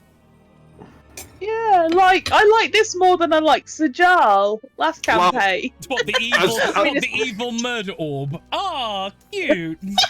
Well, Josiah's feeling Maybe. these like But you know what slices tickles in me? his back. Literally, she's just like, oh look, it was next to some things. That he must have owned them. It had a little horde. Josiah's feeling the like massive gashes on his back, and it's like, oh It's yeah, just the it was one really. gash, actually. All right, sorry. It just. Anyway, The one massive Yeah. gash, Yeah, it was absolutely That's fucking gross. delightful. It was hilarious. Cool. Can I have a look at these items, please, DM? Yeah. You notice that there are three things that stick out that look to be in excessively good condition for the majority of the stuff in this room. The first thing you notice is a bag. Tan in colour with like nice decorative filigree and maybe some like shells that are like sewn to it and attached to it in different places. Okay. The second thing Oh. is a small like drawstring type pouch with like a belt loop at the top, and inside you can see what looks like balls of cotton, coloured balls of cotton. Cool. Just let me get to the other one for description. The other one looks to be a wooden box. It's rectangular, and it's probably trying to think of something good comparable in size. I'd say think of it as about the size of like an Xbox controller, but like as a rectangle, like about that depth and width and stuff. Like a pencil case, almost. Yeah, It's a wooden box that has a little latch that can be opened up, and it's engraved with all sorts of intricate designs on the wooden lid and on the sides, and it looks like you know, like that Japanese artist that did the really cool blue and white waves painting thing, the really famous one. Oh yeah. Kind of looks like that, but not quite as intricate. Cool. Why not? I'll hand the 2 bags over to Josiah, and I'm gonna open up the box. Let's have a look. See what we got. You open up the box and you see 4 metal rods inside, sat on top of a large rolled piece of fabric. The way the lid opens is the lid opens and then the back wall of the lid falls back as well. So it creates like a tray with like a sticking out point, and then the fabric falls slightly and threatens to roll out entirely. Oh? Do you unfold it even more? Yeah, why not? In for a penny, in for a pound. With each roll of the fabric you do, the wood expands at the back, and you kind of end up having to place it on the floor as you notice this white canvas with these blue wave-like designs starts to show itself. Is it a boat? It's the magic item known as folding boat, yes. If that's your ship, I am going to piss myself laughing. There it's now we stand, he said. But essentially, once you fully unfurl it, you notice there are 4 holes on each side of the boat where these metal rods will then fit perfectly. And it creates a rowboat. Doesn't have the oars, but if you go to page 170 in the DMG, you'll see a full image of folding boat. If you go to page 170, your DMG, you'll actually see the 5 stages the boat's in as it unfolds and folds back up. It's really fucking neat. That's cool. And useful. It's so small as well, like it literally it's pocket size, but it's a rowboat. So what it is, I'll read the description as per the DMG. So the object appears as a wooden box that measures 12 inches long by 6 inches wide and 6 inches deep. It weighs 4 pounds and floats. It can be opened to store items inside. This item also has 3 command words, each requiring you using an action to speak it, which I've just foregone for the sake of discovery for the first time. Yeah. But future uses. 1 command word causes the box to unfold into a 10-foot long, 4-foot wide, and 2-foot deep boat. It has 1 pair of oars. It does. An anchor. Hey! Yay! A mast. And a lantern and a lantern sail. The boat can hold up to 4 medium creatures comfortably. The 2nd command word causes the box to unfold into a 24-foot long, 8-foot wide, and 6-foot deep ship. The ship has a deck, rowing seats, and 5 sets of oars, and a square sail can fit up to 15 creatures comfortably. It's bigger than our sloop. Yeah. Almost. Well, hang on. What's the 3rd level? When the box becomes a vessel, its weight becomes that of a normal-sized vessel. If anything was stored in the box, it remains in the boat. The 3rd command word causes the folding boat to fold back into the box, provided that no creatures are aboard. Any objects in the vessel that cannot fit inside remain outside of the box as it folds. Any objects in the vessel that can fit inside the box stay inside the box. So everyone's got a portable galley rowboat. Yeah. So yeah, and also, if anything can fit in there, we can hide it. Yeah, but it has to fit in the box in its 6 inches big size. Cool. How many times a day can we use that? Oh, good question.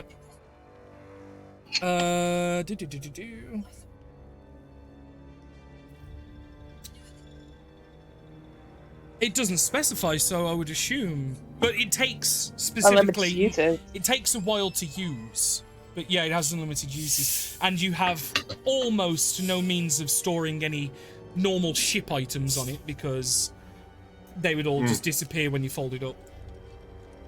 Oh, so like I say, I've handed I will get it to go back into its box shape. Yeah, which I'm gonna put it in my bag. From now on, you will require the command words. But I wanted to. I like bending the rules a little bit for the sake of as you like playing with it and learning. Yeah. Rather than just I cast identify, tell me everything, please. Yeah, I'm not doing that, as you know, Danny. Like, I know. I don't the 2 things, as I said, is a drawstring pouch with a belt loop with coloured cotton balls in there. And the other thing is a bag. Cool. I handed those over to Josiah, so if you allow me to, I will open the bag. I don't care. Yeah. The Cool. bag I'll is open the bag. the bag. The one with the cotton balls in, or the other one. No, the one that has the shells on it. You said that it had shells? It's an empty void inside the bag. Oh. Oh. Oh.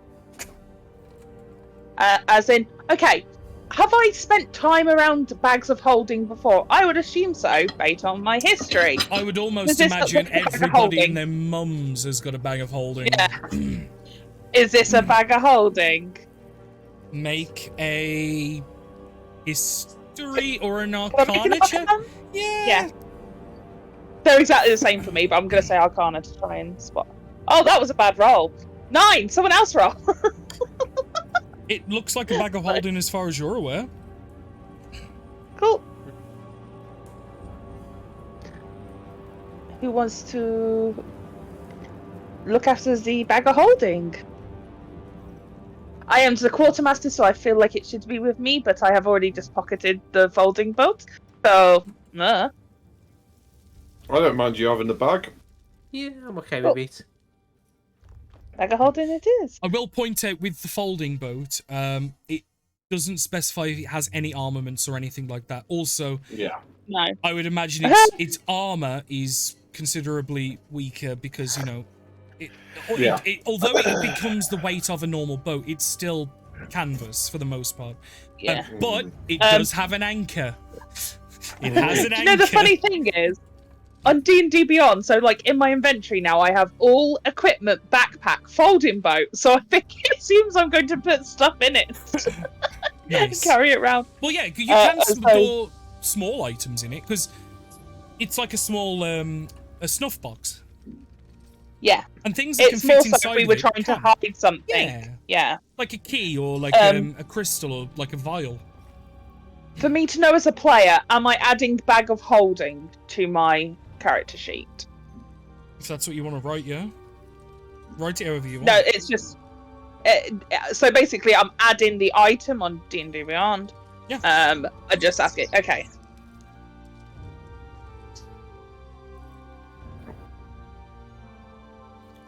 Cool.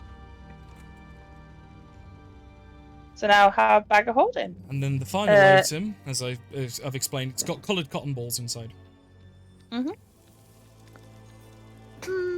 I feel like we should maybe wait to try this one out. Unless you would like to give it a go, Desire? What is it? It's a It's a bag drawstring full of- pouch. It's tan bag, by the way. It's a tan pouch, drawstring pouch with a belt loop so you can fit on a belt. It's got multiple cotton balls inside that are probably about the size of your palm, all different colours. Why would I need loads of cotton balls? Oh, can I take one out and chuck the cotton ball and see if it does anything? Yeah. Knowing what potentially this could be. Roll a d8.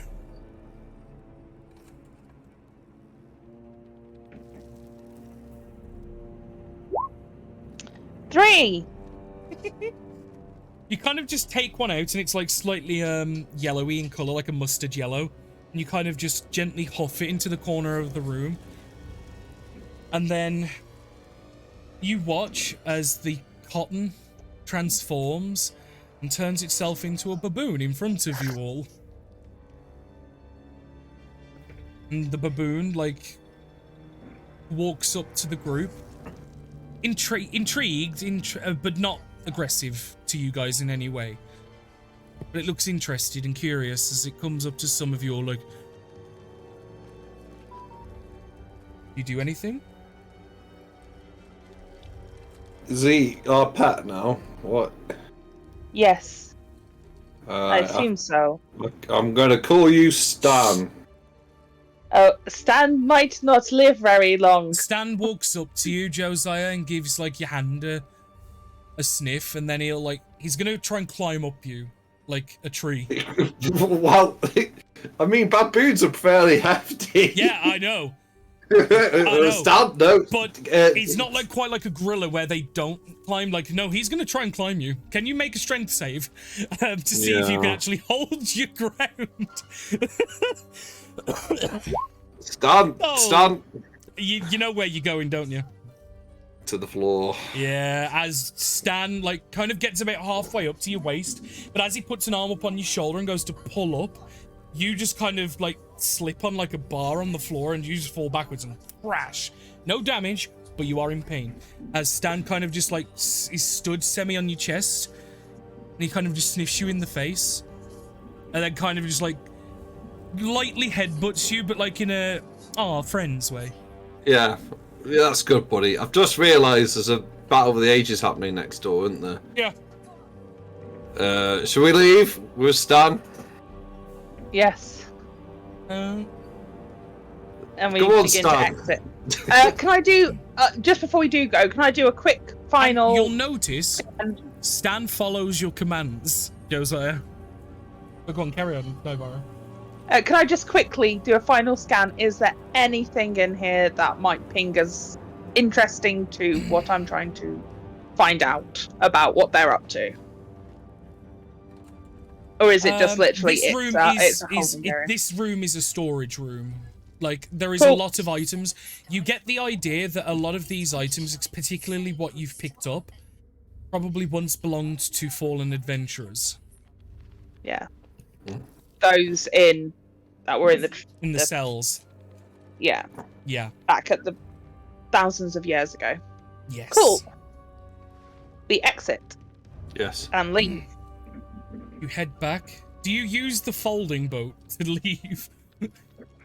Oh, No, didn't because we if I have to remember go rightly, under- we had to go underwater.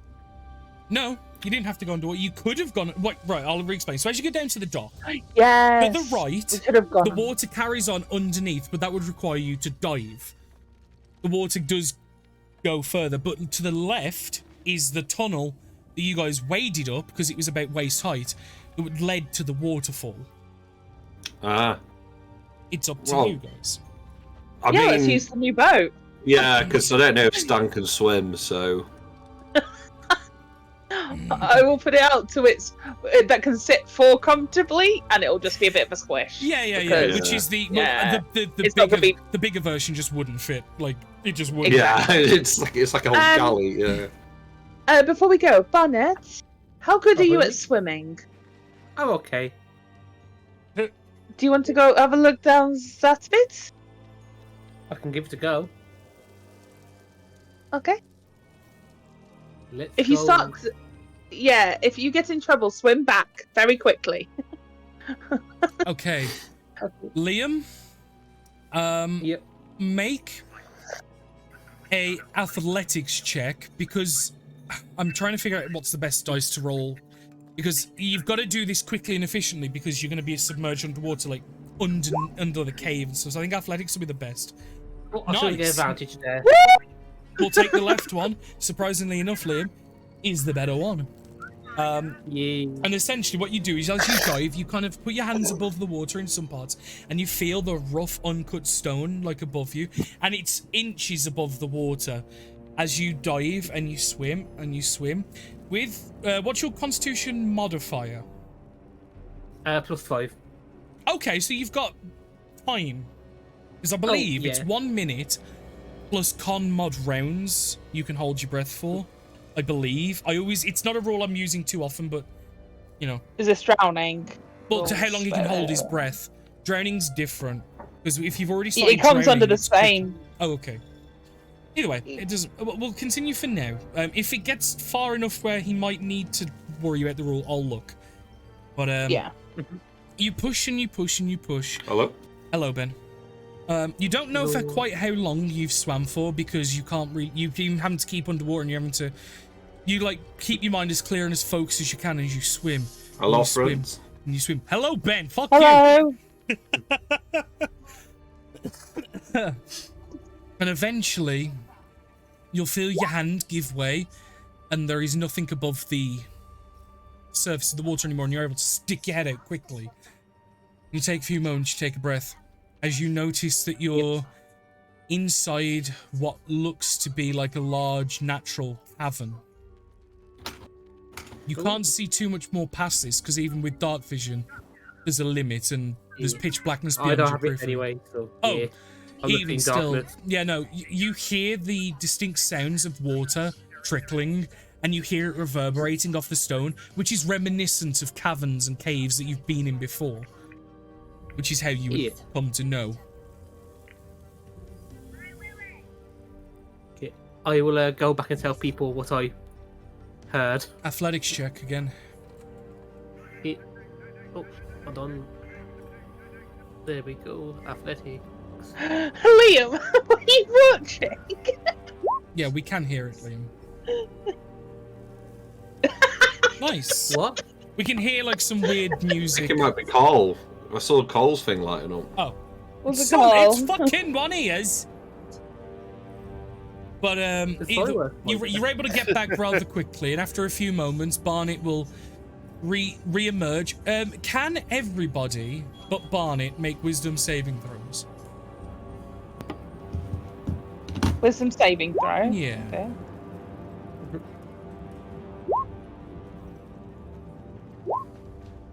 You all save from being seduced by the bunny man as he kind of comes out from the water, like those L'Oreal adverts where he Yeah, the flicks his Daniel Craig. It slows down for a moment, and time slows as he just flicks his fur, and it just like the water spray in all directions. And you all kind of take a moment and be like, "Oh," or not. It's up to you. But you know, you will resist It's from a the not. charms of this fairness. Well, I think it's like you're like. He's a and little then bunny. That's He's it. adorable. You realise he's a small creature. That's It's like sort of. Vern Troyer doing it. Love you, Vern. Yeah, Vern is totally watching right now. He is from the Big Man in the Sky. Love that guy.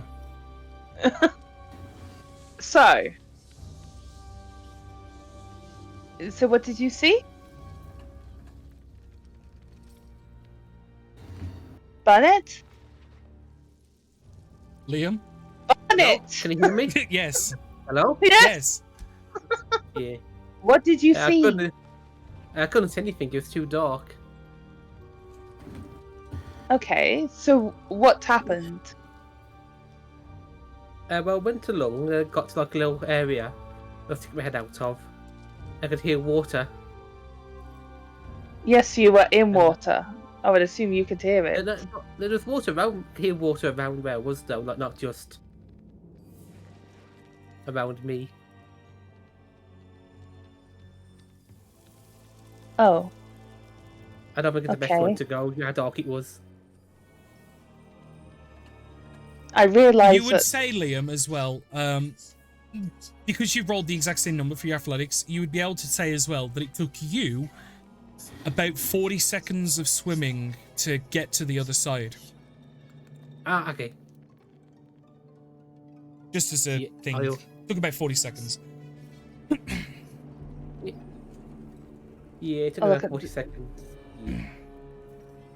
Most of us should be able to hold our breath for 40 seconds. Do we want to go and have a look? It might mean that some of us, and she'll look over at Vlad, might need to take their armor off.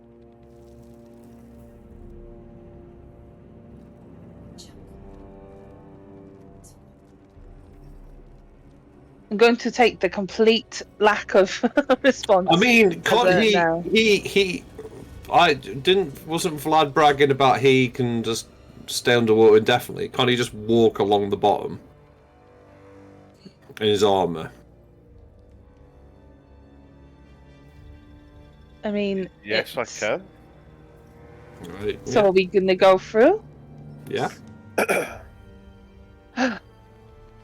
Okay. I We're mean, there gonna- is something having a fight down that way. Which is I don't know how much technically that- where you are now. It's semi above you. Because it stares down and up to the dock. Yeah. So it would mean that they would have to You have no idea if drill that fight's out. still ongoing, by the way. Mm-hmm. Yeah. It would a quick look wouldn't hurt. All right. Maybe you can support I'm going to, as I kind of look through, get my little lanterns to go through the tunnel, like 120 feet ahead of me, if that makes sense, to try and illuminate our path. Yeah. So it's not just we're swimming in dark water. Stay here, mate. Monkey. He follows your command, He's and going you to see be. he goes and stands. Well, he pops a squat next to Dax and just kind of beats his chest a little bit and just gives you like a gruff acknowledgement. And to all of you, that is, you all get the feeling that these creatures follow, like by creatures I mean the creatures that come from the cotton, will follow all commands of people who summoned it and their companions. Yeah. So that would mean Nivara summoned it, so you guys all included. Yeah. I will point out Kavain is in the pocket dimension, his little space, because drowning. Okay. Just gonna set this find familiar like this. You can zap them away somewhere. I don't know where they go. Cool. Yeah, well, I'd imagine they just go home for a bit, so he'd just go back to the Feywild, have a cup of tea, meet the family, and then just as he's about to tuck his kids into bed, he gets bamfed back to be yeeted on a fucking ship. Yeah. Cool. Tough life, man, familiars. It's a living. Yeah, like he gets home every night, puts his hat on his rail, and his missus goes, "Honey, you really need to retire." "I know, but it's a good living, hon." And then just whoosh, Kavain, scout. "Okay, mistress."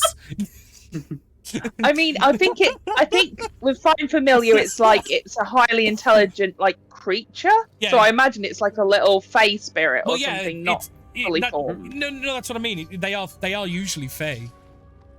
Yeah, it's still like a fey spirit that's just going about its fey business. Then you're like, you are Fox now. You scout for me. Yeah. You summon him. It made the deal. You force him to dress up like the little furry he should be, and then do your bidding. Oh yeah, he loves the fursuit. But what can I say? Persona. All right, let's go. I will point out as well, like they can't. I picked Fae. You can also have Celestial or I thought they were all Fae. Fiends. Oh, interesting. No. Oh no. Find Familiar. Fiend makes sense because of imps and stuff. Mm. Yeah, Okay, you can have like little Celestials as well. And then I think as well. So Find Familiar gives you an option to a certain category. Carry on, Rose. But while everyone who's swimming, can you make an athletics check? But carry on, Rose. I assume we are going to be helped a bit. I don't know.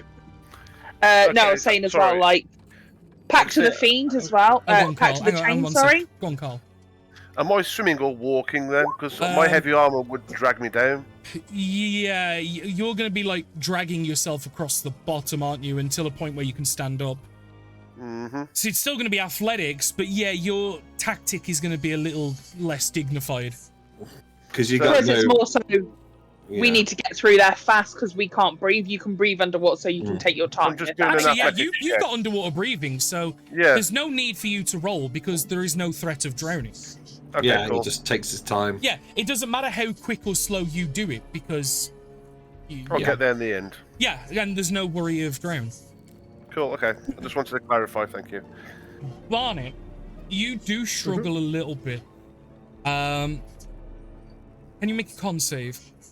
Because you've done this twice already, you must be like a little lethargic.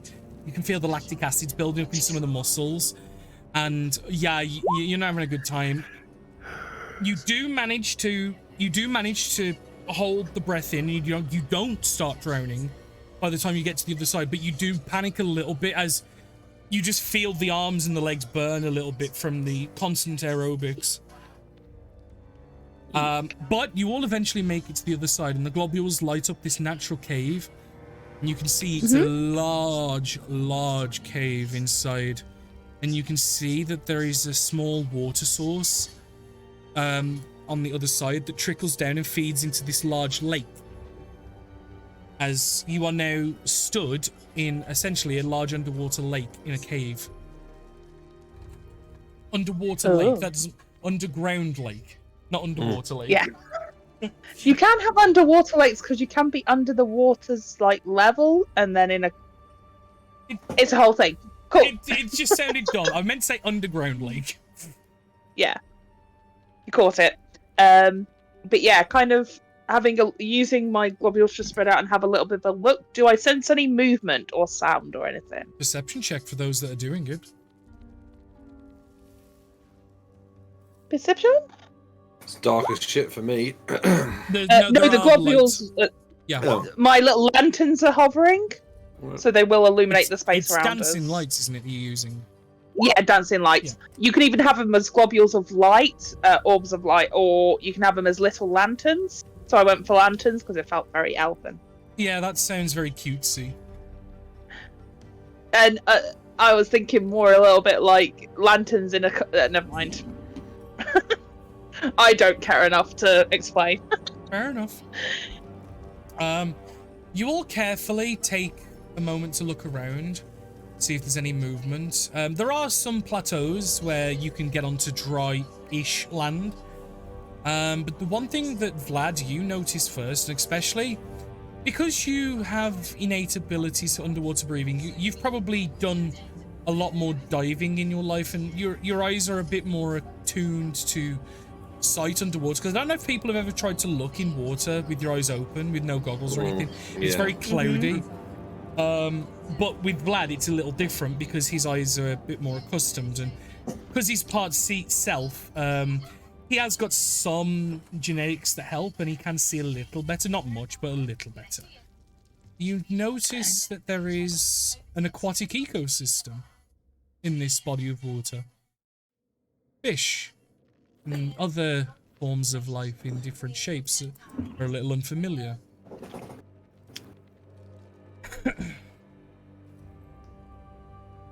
Did you know that? Sorry. I was gonna say, does Vlad pass this information because no one else saw them? I would point out and say, and obviously point to the right direction where I can see, or what I feel I can see. Yeah, you see some that are as big as probably 3-4 inches long, and then you can see some that are like 8 to 10 inches. Fish. Mostly. There are some in other shapes as well that are a bit unfamiliar. Okay, what are we seeing? Fish? They look a bit unfamiliar. You're saying though. Yeah. Can you describe a little bit better what they look like? Are they a some different are color, a more- different shape? Some have like a long serpent-like shape. There are some that are a bit amorphous blobs in the water. It's really hard to truly distinguish without going over to them.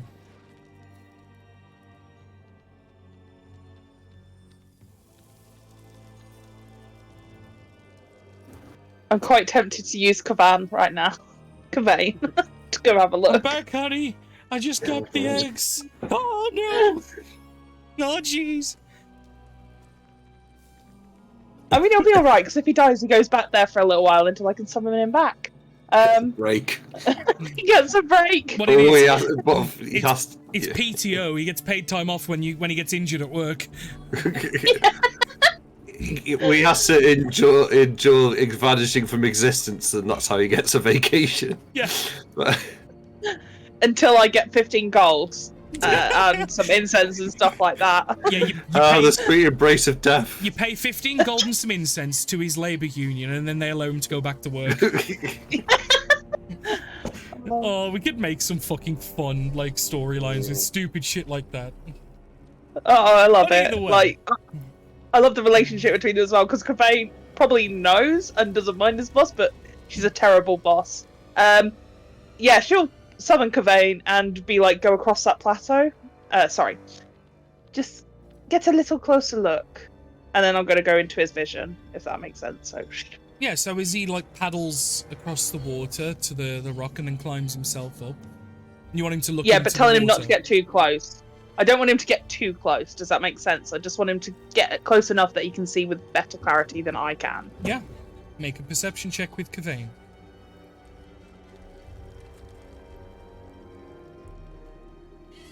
Kevin. Really?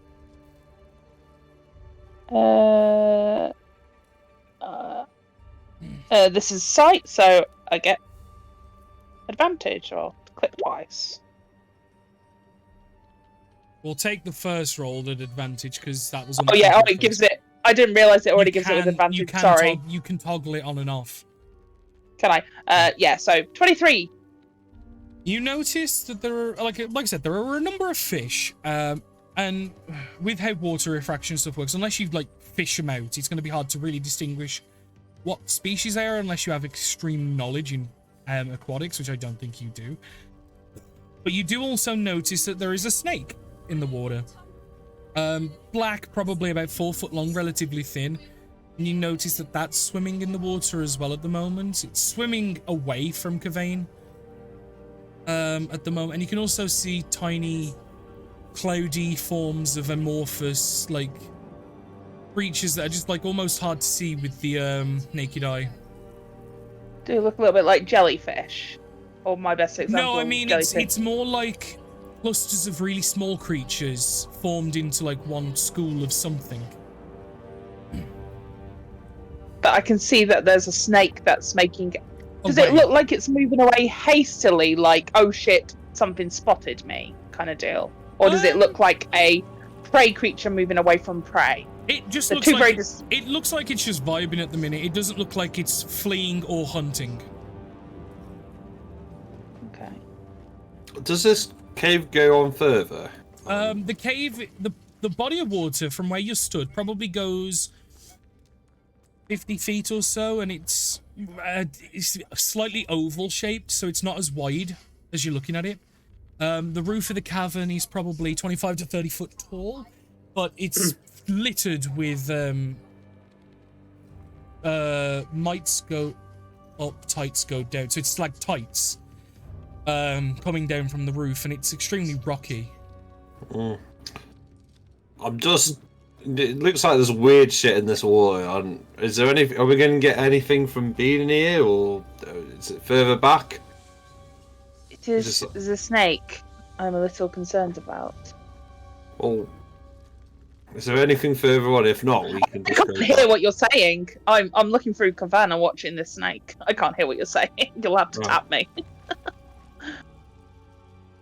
Does it look like it's moving in a specific pattern? Like, does it look like a normal snake? If that makes sense. Acting, It looks or does like it it's look going in a straightish direction. It seems to be heading towards one of the walls, away from Kavain.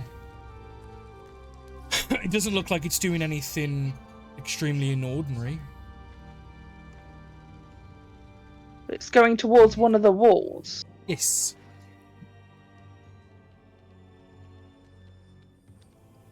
I don't want to send him in because he's going to die, and I haven't got 15 gold of incense yet. Shit. If I get closer, would I be able to potentially see what it is, or have I got the best? You would have to. Using my you'd have to intelligence, swim. would I? You'd have to swim. Have to swim. Okay. Yeah, why not? I'm going to send him in. Okay. I just seen your thing, Carl.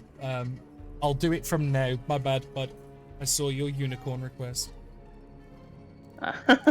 It's alright. It's the first time in a long time I've got like 5 different books open in front of me, which is kind of neat, but it's a pain in the ass to keep track of sometimes. But yeah, the moment I even glance at there's danger, I'm going to get him out of there, if that makes sense. But I'll Thank you, get him guys. closer. Yeah, so If I can. As Kavain starts to swim across, you notice a lot of the fish do tend to flee Kavain as he swims and he swims. And you see that this snake looks to be really dark scaled in color.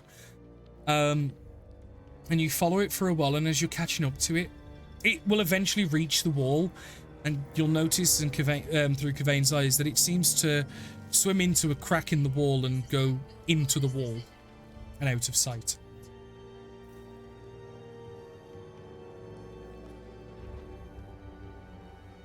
Huh.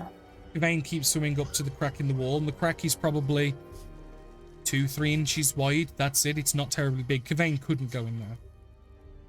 But it's probably about half a foot down under the water. Okay, knowing which direction north is, as I'm going to snap Kavain out at this point and bring him back to, send him off to the Feywild. and coming back to myself, I know which direction north is. Can I tell where that exit might have gone? Which direction? Like, are we right by the You ocean? mean the hole in the wall that it went in? Yes. Yes. Does it seem like it could have been that is exiting out somewhere? Right. Well, looking at the facility here, the red room is north. So obviously going straight, in the tunnel way, and then it opens up. The vein was on the left wall on a plateau. The snake went opposite, so it went right wall, semi towards away from you guys. So it would have been northeast-ish that it would have headed in. Northeast-ish. Yeah, but obviously you don't know how many numerous twists and turns that hole in the wall has, but the hole is facing northeast-ish. Have we explored this underground lake to its extent, or is it there's There more doesn't further seem on to be. ahead? There doesn't. It seems to be the water source of the lake and the river system that's used for this underground Yuan-Ti That's it. housing. Yeah, so we but can- that's yeah. about it. There is an aquatic ecosystem here, but unless anyone has a specific interest or a reason to attack it or investigate it, there probably is a lack of intrigue here for most adventurers. Shall we go? Because there was the things, and they might come after us. So shall we? Cool fish, but shall we go? It was not the fish. There was a snake, and it vanished through a crack as soon as Kavan appeared. It was seems- seemingly heading in that direction before, anyway. I know, but it's just snakes and snake place. Also a I'm jungle. a little on edge. It's also a jungle. I know, Yeah. Danny. I know, but I'm allowed to be paranoid. Okay. Well, all more reason to go then if there's weird snake shit down Yes, here let's as well. go. Yeah. Carl, can you do me a favor? A what? Favor. What was that? Can you do me a favor, Carl, and roll 20d8 for me? Sorry, a 20d8. Please, yeah. Yeah. You haven't rolled too much tonight, I don't think, so I was going to get you to do it. I think this might be the two monsters battling out, maybe, or maybe it's No, that's the amount of. exactly, no, that's exactly what it is. That's, yeah. Okay, thank you. That's just damage. You know what I mean? That's been dealt during the epic clash. Thank you, Carl. Cool. We leave. I assume at this point. Yeah. Let's go. Get back to the waterfall and out again. And Is back Stan up still into the there? ruins. Yeah. All right, let's go. You currently see it tugging on the coat of Polar. Cool. Let us exit. So can we, make our way back down, get past the waterfall. But before we go past the waterfall, I am going to turn it back from being a boat, if that makes sense. Are you going to fold it back Because up? I don't want it to get drenched. Yeah, so I'm going to get everybody you out don't and then want fold the it boat back to up. get drenched. Well, the inside of it. Yeah, the inside, so I don't want it to sink, basically, because when we go through a waterfall, what's the water stuff? Right, You know what I mean? Okay, I know, I get the logic. Yeah, fair enough. Yeah. And then we all get out. And you will all eventually So, leave without hassle. I will put you back onto the island map for the island you're on. Huzzah!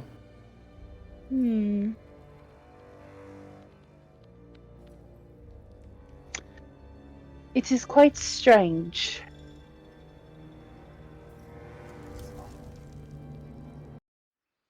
What I way? fear. Well, we can tell that this was another location that the Yuan-Ti were conducting rituals. This seems to be more of a homestead area as well, like as Siren's Rest and the volcano island. That the name is escaping me at the moment. We could tell that those were singular locations where there wasn't also a small village on top. as it is here. But Hmm. I find that I don't know. The other two gave me a clear indication of what I was searching for. Here it has been a little bit more clouded. There is more questions than answers, basically. How does this fit in with the others? It was snake, sacrifice shit, and it seemed to have been raided or some kind of fight happened. I don't think everything. Maybe Jacob didn't come this far. Maybe it's. This has nothing to do with Jacob. I'm afraid. I will be honest, I was hoping that this. Now understanding that our new friend has been living here for a number of years, I knew that this would not be a location where Jacob or modern Yuan-Ti had been. I was hoping this could lead us up to a better understanding of what they are hoping to accomplish. If we know what they were doing back then, why would they be wanting to open these locations back up? To make sacrifices to get powerful. You showed me the murals. They, and he does like the throat slitting thing, and he goes, "Yeah, they kill one, and then it would like power them up." They seem power and strength. I now even wonder.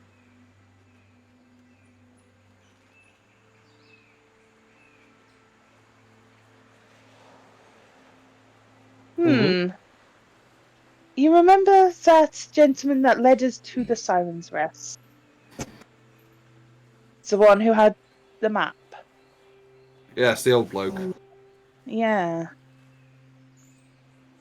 Did we ever speak to him? Nope. No? No. We might He need to gave go you back the and talk maps to as a him. reward for saving the outpost from the Droga. And Yeah. all he asked for in Yeah. return was, if you ever followed up on the maps, just bring him back something. Just so he's got something from the place. We got like a cup or something, didn't we? Yeah. We got some random souvenir. Yeah. He explained to you that he won those maps in a game of cards. Yeah. Maybe we go speak to him and see if whatever this fucking boat is. We need to get an anchor for Wade's Rest. Probably time to go back to Ivory Sands, right? Oh, yes. I fear I need paper. And lots of it. You could always go and wish for some. If I was going to use a wish, I'd use it on something more important. But I Who are don't you think talking to? I'm not. That's out of character. I'm not using Nigara's I'm joking. That's why using a accent, even if it's bad, can sometimes help distinguish between whether it's the player or the character talking. But yes, how curious. I wouldn't mind at some point also visiting the Baroness again. Though I fear my question might end up with me having a knife in my back. Literally. Right, what's your question?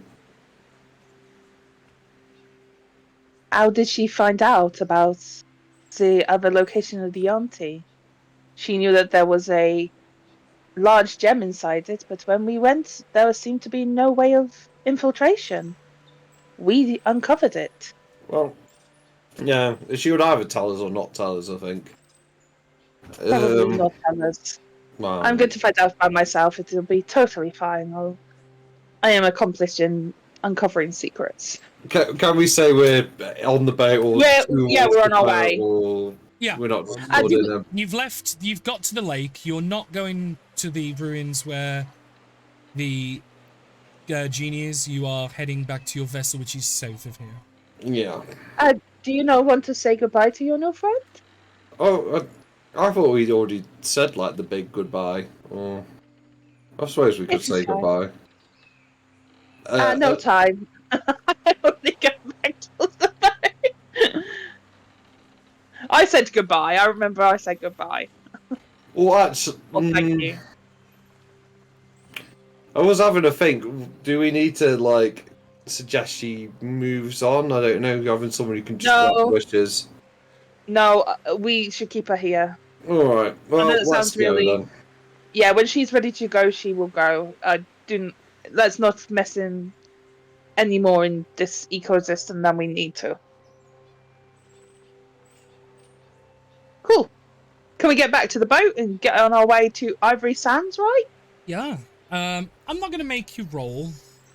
Between all of the information and the keen mining stuff, it'll take you a bit, but you'll be able to get yourselves to your vessel. in due We avoid course. the syndicatons. Just saying. Aw. We don't want to go through their territory. Well, it's more so they're very, very cute, but we don't want to disturb them because we don't want them You to want to know be... something funny about those syndicatons? What? They don't. They are kittens and stuff, but you know, if you touch them, you take damage. Yeah. And I almost expected Nivara to go up and be like, "Oh," and then these are gonna nuzzle up her and be like, "This is hurting me, but it's too cute." Probably. I almost expected you to just try and steal one. Well, Or the British Museum.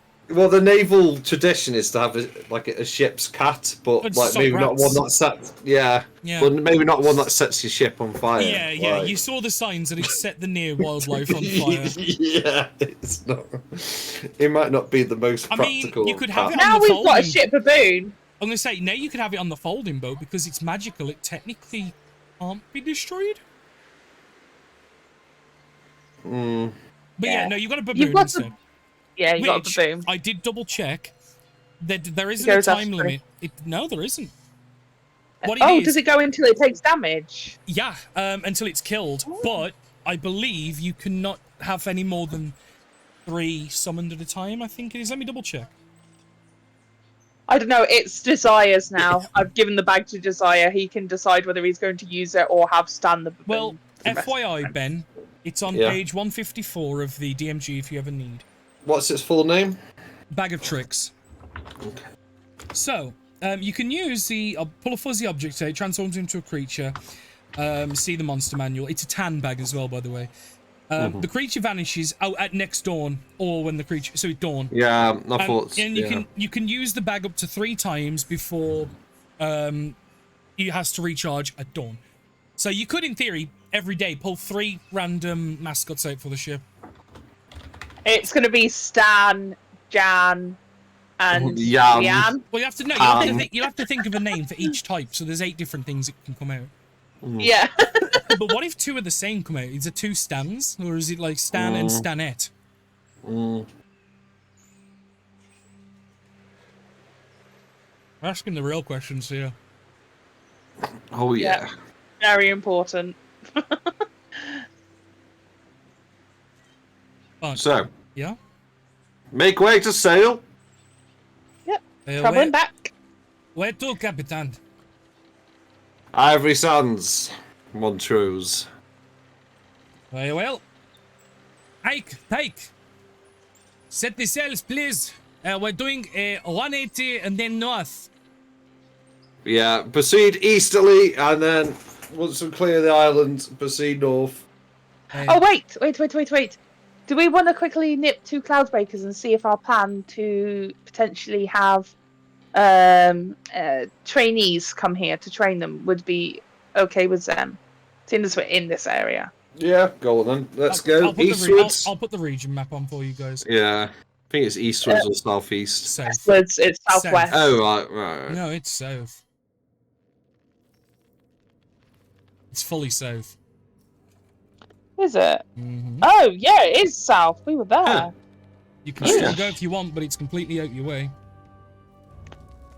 It is in the opposite direction. I would say once we maybe have some recruits, and then Yeah. we can go there and Let's- drop them off, rather than you know what I mean. It just makes sense to. You can all we Also- can say is no, and then we still got recruits who train them ourselves. You know what I mean? And also, And yes. it is sorry. my motto in life to always, it is better to ask forgiveness and ask permission. I've Oh, noticed. by the way, I am going to reveal an island in the top right of the map because Oh. it makes sense. No, because what it is, it's Vlad's hometown. And you've gotten close Yes, enough that I think it's fair. So just give me a sec while I polygon reveal. I thought some like kaiju was coming out off an island. But... Can you see that? Yeah. New Horizons. You mean top left? Right, Not top right. No, top Right. right. Oh, it's because I'm getting east and west mixed up with left I and was right. gonna say, I thought that there's no point like not revealing it because at the end of the day, Carl's character's from there. And we've sailed at 2-point warnings. You sailed close enough that it just makes sense. You would have pointed it out, yeah, fair enough. Yeah, Vlad at some point would have probably gone, oh, I'm just north of here, like, you know what I mean? Also, that is another location potentially that Yuan-Ti would have been at in the past. Yeah. And obviously, you know where you've got the little pockets of black? The only reason why I haven't revealed those is because there's obviously islands to explore. Yeah. If it was just open water, I probably would have revealed it. But you get in there with the map, to be fair. You get in there. You can really, if you zoom right out, you can really see where you guys have and haven't been. We could go and have a look at this place here. I can tell there is an island there. No, I was just going to say the title. Is this shit underneath the title? No. Okay.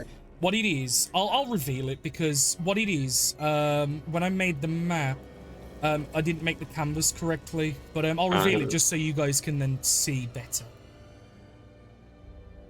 Like, see. Yeah. Okay. I'll just reveal it all just because then it's clean.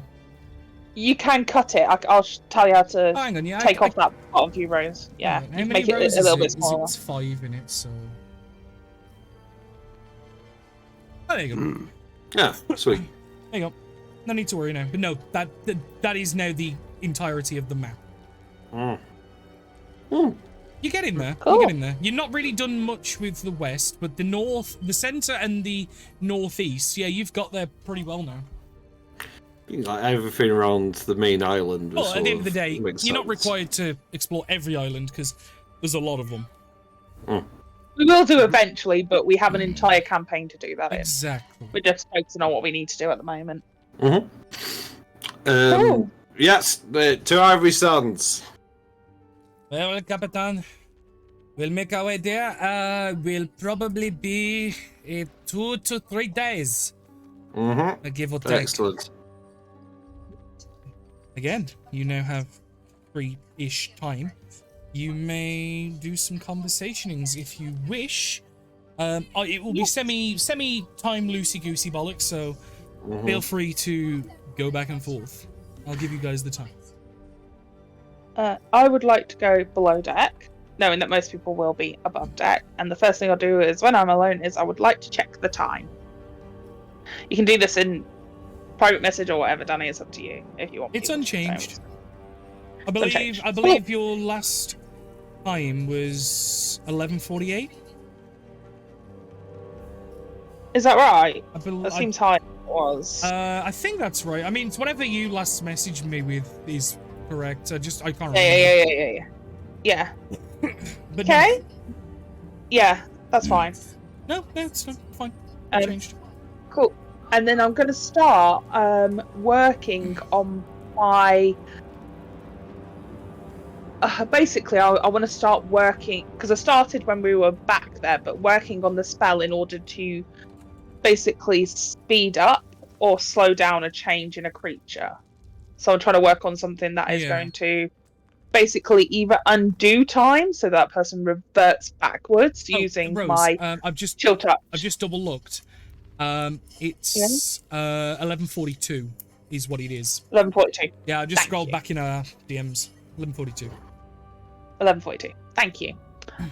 So yeah, I'm going to spend a little bit of time, and I'm trying to focus more on the reversion. So basically, almost like a form of de-aging something, but not. If that makes sense. Like I want it to be that it goes on specifically like a condition. So almost like low levels of it would be like removing exhaustion and making it so that the person feels like they've just woken up in the morning, and then going further and further back using that kind of theory. Yep, no, I understand. That's fine.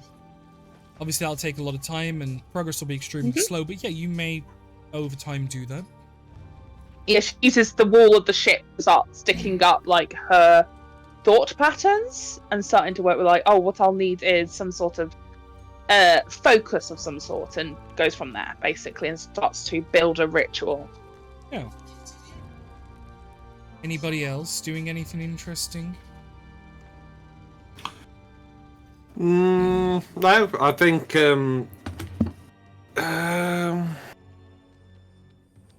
where did Shell say she came from again? Can I remember?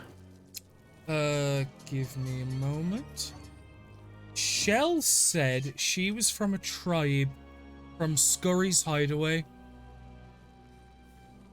She wasn't like, she didn't live in the actual settlement that's there that she explained. She lived in a tribe that lived in the jungles. Do you know where that is? Is that east or west? It's southeast of Underbelly. Oh, okay. So that somewhere that, over there. Yeah. In that portion of the map. You probably talk to Shell for a moment. Yeah. So, how many people did you kill on your island to be forced to leave? A lot. Ah. Did they deserve it? I mean, yeah. They Okay. attacked me. I killed them. Fair enough. Yeah. How are you finding it on the boat? It's okay. Like I cool. Is he the talker or the not talker? Ooh, give me a sec. Okay, I'm trying to remember myself. You've got character sheets, you can see. It's on their character sheets. Ike is the deaf and mute guy. So you like a silent type. He funny. How's he funny? Does cool tricks with ballista whole thing. He's not wasting ammo, is he? We've only got like 7 of those left. No, he balances, he puts on head and dances. Oh, cool. Just as a note, I can't see the character sheets. Oh. To be fixed later. Let's not fuck around with Well, it now. But like, well, no, because it's in Player's Journal, all players. You should be. All of the crew. I can click on them, but there's nothing in there. So you can't see the the NPC character sheet. Yep. Right, I've just clicked show to players. Oh. Right, what I'm going to do then is I'm going to make it so they can be edited and controlled by... can you see Ike now? Obviously, I'll just have to trust you guys not to fuck with them. Yes, I can. Okay, so what I'm going to do is I'm going to give you full control. Obviously, just on the system, don't fuck with them. But at least this way as well, you can roll for them if you want. Yeah, sweet. I'm going to slowly do it for all of them. But yeah, at least now you can kind of see what stats they've got. I haven't got one for Vim, which is the the elf the drow. guys. Yeah. You should be able to now see all of them. Yeah, he would probably speak to Vim then as well, because like the others seem like to be pretty cut and dry in what they want, so he'll walk over to Vim. Josiah, is it correct? Captain Josiah, I don't think we've. I think the rest of my group brought you on, which is fair enough.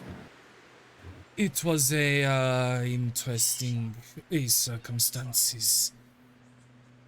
Yeah, well, I mean, I detected deception magic, and I just thought, well, that's interesting. And then next thing I know, you're on board. But welcome board. And he kind of like curiously looks. How did you spot the disguise? I have abilities, magic.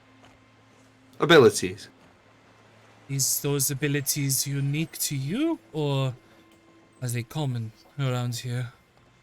I've never met a fucker like me, so probably safe. That's good then to hear. I was asking in case I was going to be accosted a lot about the magic. No, you should be. You should be safe. So I've For either mo- become the luckiest or the most unluckiest person then to find myself here. Is what you're saying? Yes, I guess it depends if we sink or not. Then really, if we don't sink, you're luckiest. You've got the freedom of the waves. Right, so that's very good.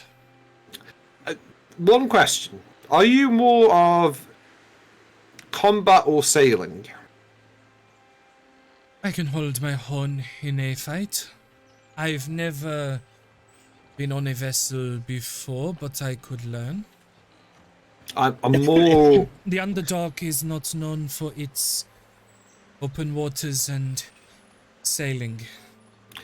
I'm more want to know what your preference is, because I will be having people to, well, we will be having people to sail and people to fight, so it's your choice. I think I could make my uses in a fight if need be, if that is what you are looking for. Yes, we're going to be. I want to have people who can board ships and fight. I understand. And you could be one of those. I could make that work, yes. There you go. He sticks his hand out and says, "Well, You'll take should- it in kind. you shall be a swordfish then, my friend." A swordfish? It's a working title, rather than Right. rather than people who board boats and fight people. I'm calling them swordfish at the minute. Understood. And Well- I will be a swordfish. Aye. There you go. And he slaps him on the back and wanders off, probably to find rum.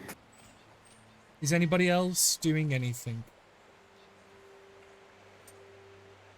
I know Rose is burbed. I'm sitting on the deck looking at the sky. Okie dokie. I'll Liam? just be resting. Resting. Okay, that's fair. No, that's fine. That's an okay Yeah. answer to have if your character Yeah, has yeah, yeah. I'd just rather... Yeah, I'd rather give people the you. I'd rather opportunity. you say Yeah. I'm just chilling. My character's just resting. Yep. Because if I then go to carry on and then you're like, oh shit, hang on, I want to do this. I'd rather just check. Have you guys say no, I'm good. Obviously, yeah, the deafened went ages ago, but yeah, if you still got it on your sheet, you can mark it off. As you guys set sail and continue your journey to Ivory Sands Outpost. Sailing is like you notice that near and around Ivory Sands, just generally, the sailing is much easier, much safer, and you tend to notice that compared to when you sail further out, there's just a general lack of feeling threatened, if that makes sense.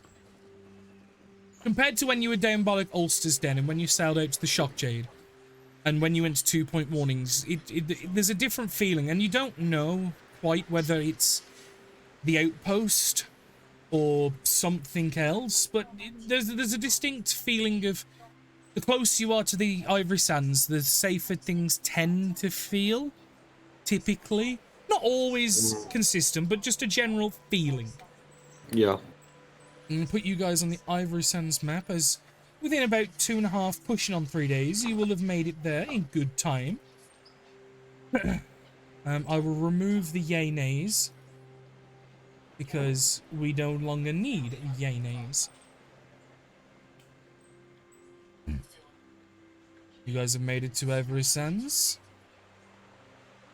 You I see, wonder as if that ship is ours. you do notice as you approach from the east, away from the Ivory Sands dock, about a mile down, you can see the masts where the sails are raised of an incredibly large vessel. About 2 miles down shore. It's not bombarding the town, is it, or something?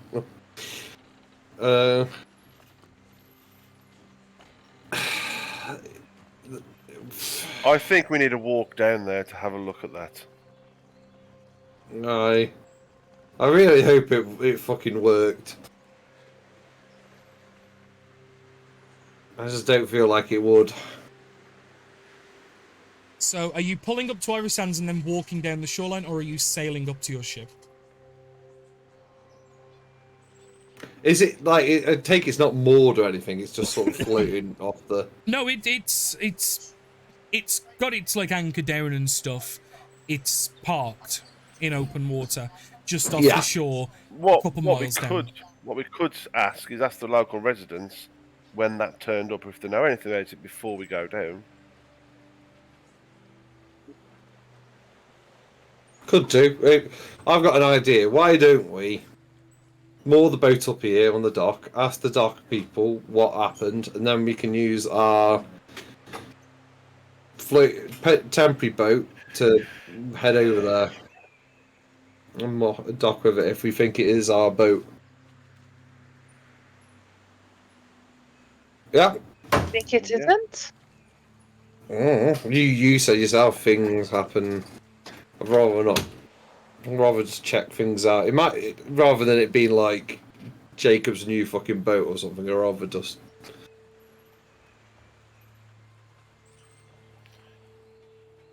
So yeah, I'll go to the. Are we moored up? I'll go to the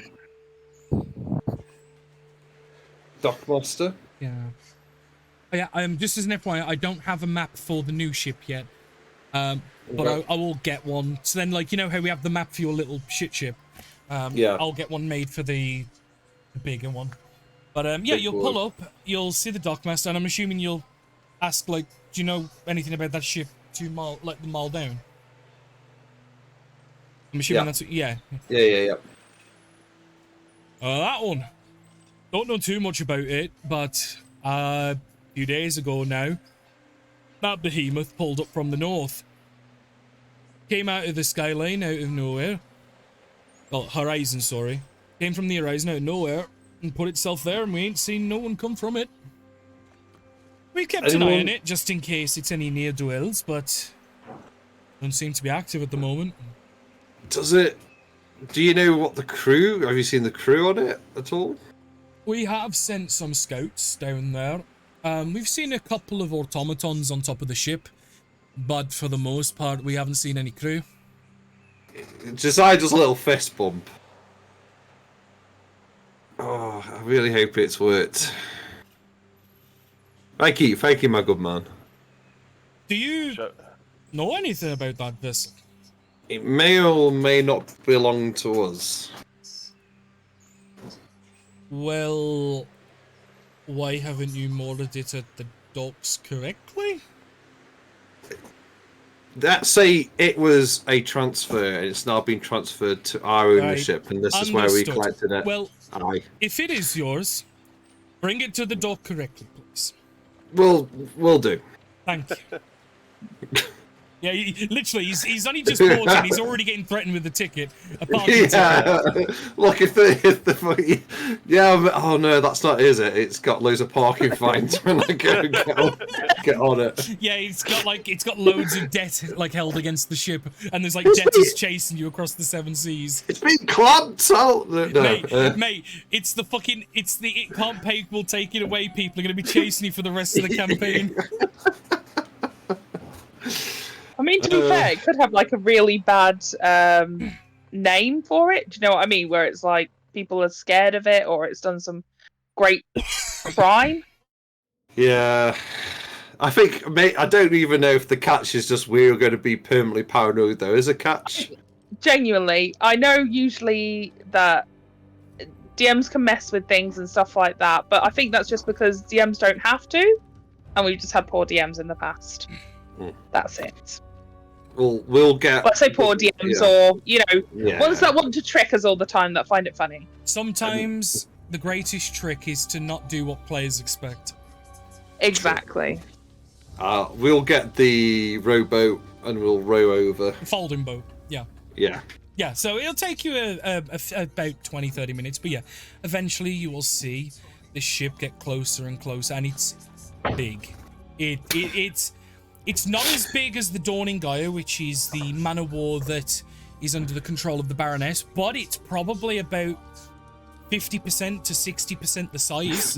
Jesus Christ. It's Oh my you god. probably have just acquired the second largest ship in the entire archipelago. Why do I feel like Josiah's suddenly like we might need to give him a wide berth for the rest of the day? I'm Mate, waiting for the if Josiah turns around, someone's getting knocked overboard. He's at full mast. Oh, Jesus. You notice as you get closer, the ship has a nameplate on the front. The Storm's Lance. Okay. And you can see a small number of automatons maintaining the vessel, but the masts are up. There are no protruding cannons on the fire deck. The masts are up.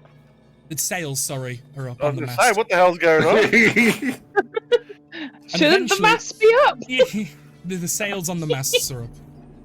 But eventually you may dock your folding boat nearby and then climb ashore and then walk along, and you can see so you'd sail up next to it, and there are ladders in which you can climb up on from the side of the boat. Yep. I'll climb aboard. It's like... And as you climb aboard, the automatons immediately enter a defensive state where you see the 5 or 6 are on the deck, pull their weapons and draw and turn towards you. Almost instantaneously after doing so, and then locking eyes with you, Josiah, who's at the front, will immediately stow their weapons in recognition, and they will all give like a semi like uniformed but slightly jaunty, like a stiff salute. yeah, but not military style, with a slight jaunt and jive to it, like more of a piratey type, but similar. Yeah. The one will approach. Welcome, Captain. Your sail notice has been left on the ship's wheel. Oh.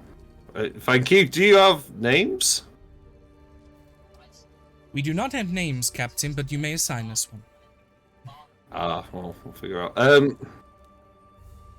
These are all my companions. Give them all respect status. First mate status? The automaton will likely get like about an inch from Nivara's face, blink slowly. Recognized. Nivara is over to quartermaster. Barnet, Yeah. Move over to Barnet. Recognized. And like we'll eventually, like, basically they're taking a visual imprint. I will tell all other automatons these people are safe. I'll give them admin permissions. I don't know how else to. Yeah, so essentially you just give them command privileges so they can command the automatons as well. Yeah. Yeah, that's fine. Received. How many decks? And how many... Yeah, what's the stats? Captain and crew. We are stood on the top deck. There are 2 firing decks below. On the bottom deck is where you will all reside. Storage can be made on either of the firing decks. How many automatons are on ship? On board right now, including myself, there are 60 automatons. 60? Oh my god. 30 are active at any one time. Oh, right, okay. Oh my god. I didn't think this would happen. I'm very scared. Okay.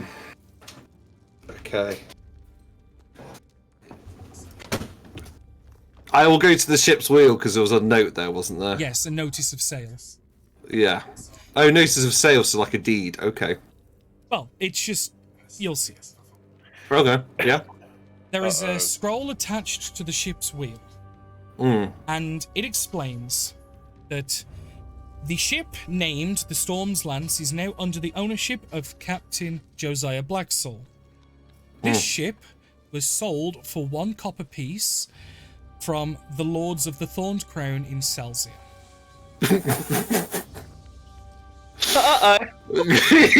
Ah, right. There's your butt. Yes. Okay. Right, does anyone else know what that means? No. Okay. We just... I don't know how to explain it. We brought a ship for a copper off someone who probably didn't want to sell it. Yes. Yeah, because That's what- because Josiah specified it to be legally owned. Yeah. So it is legally yours for one single copper piece. By people yeah. who pretty much turned an entire country into... Oh, actually, Naivara, you would be aware that the country of Salzia is a no-fly zone for almost anybody that isn't human. Because Human. in the Yep. campaign 1, where you guys TPK'd, fighting the Thorn Crown in Salzia, you guys lost. The Thorn Crown Yep. overthrew the monarchy and turned themselves into more of a dictatorship with a family of lords known as the Thorned Crown. A very Real heavily, racial. heavily prejudiced to non-humans. Sorry. Yeah, they basically turned it into a human-only state and are extremely aggressive to those that aren't of the same disposition. Oh, yeah. My opinion would be let's repaint the ship and rename the ship. Yep. To try and make sure that previous owners don't recognise it. I mean, I fear that that would be the least of our worries because of our group.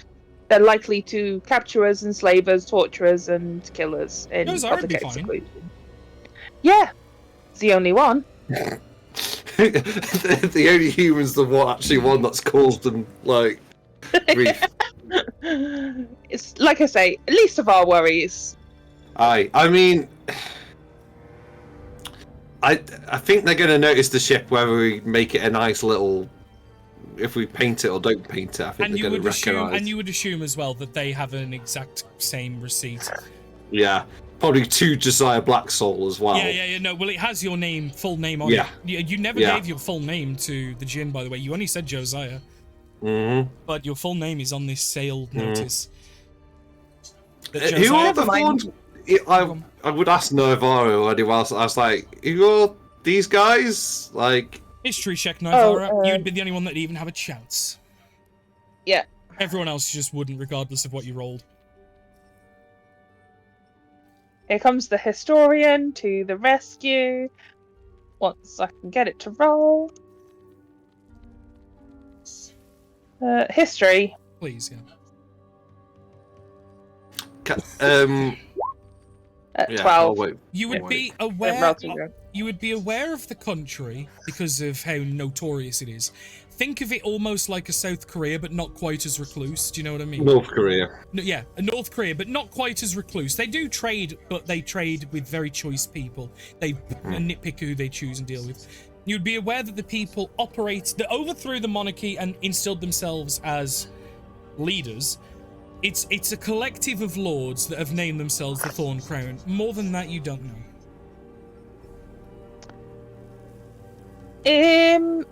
Potentially leaders bad of people. Salzia.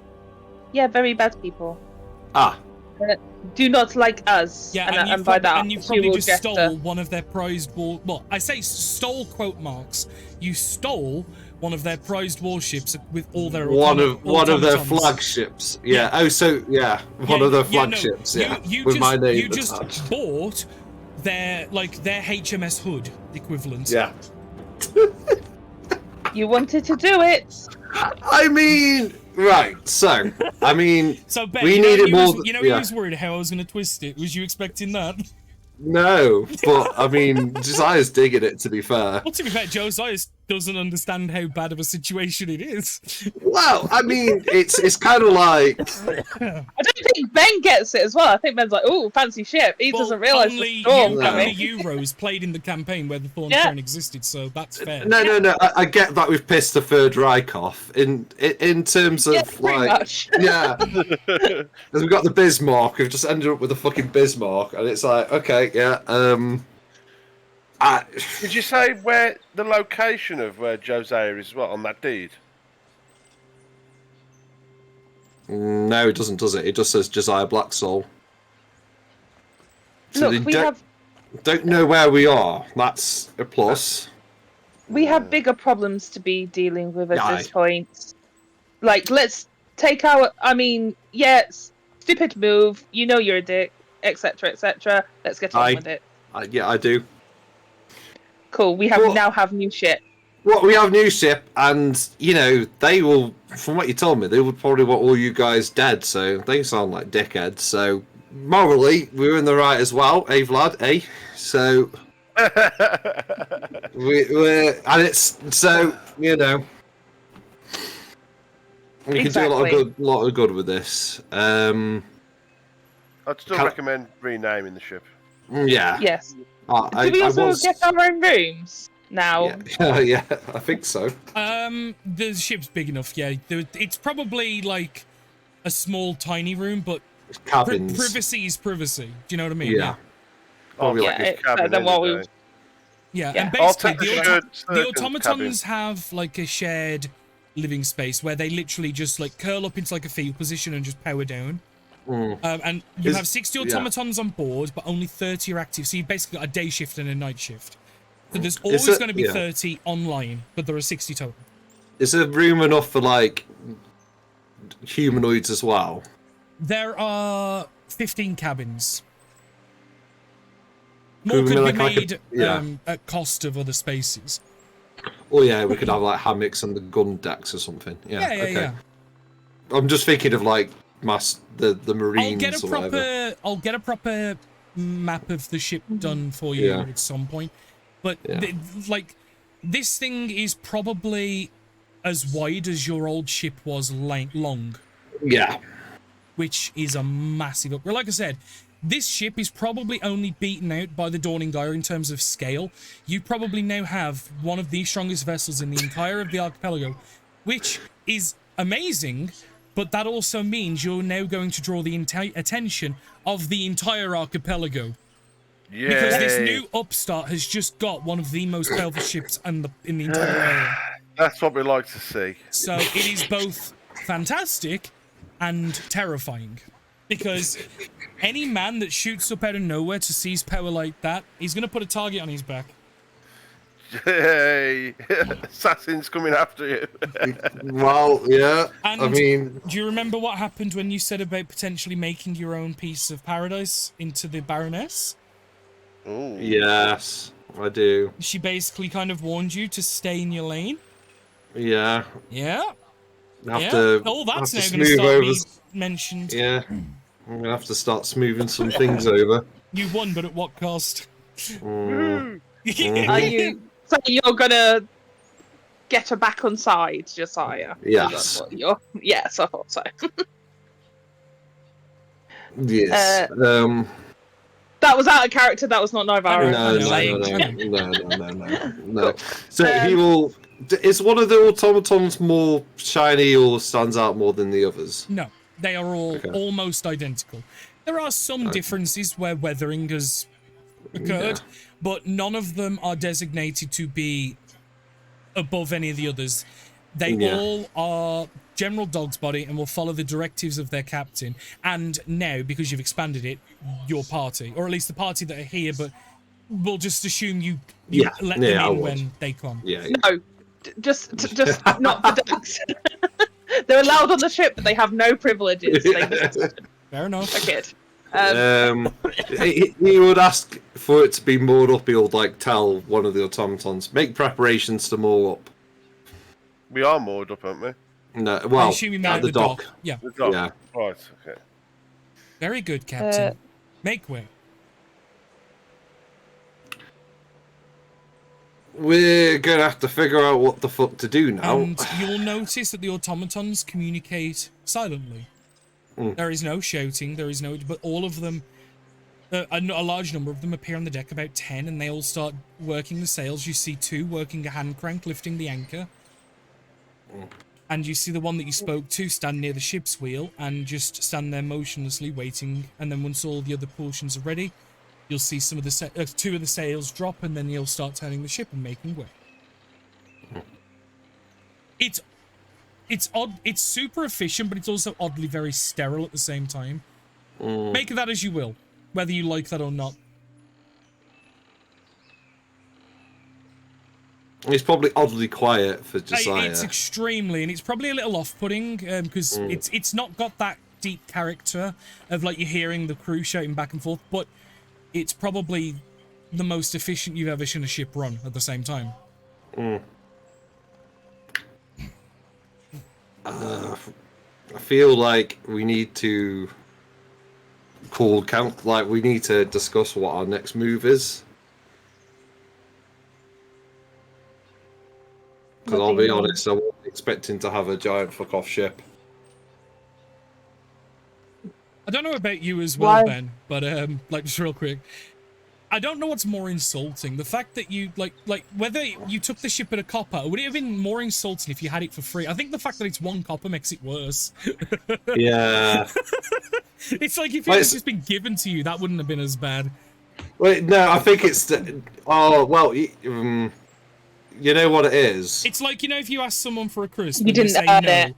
If they say no, or if you ask them for a crisp and they give you the tiny shard, you'd argue it's worse, isn't it?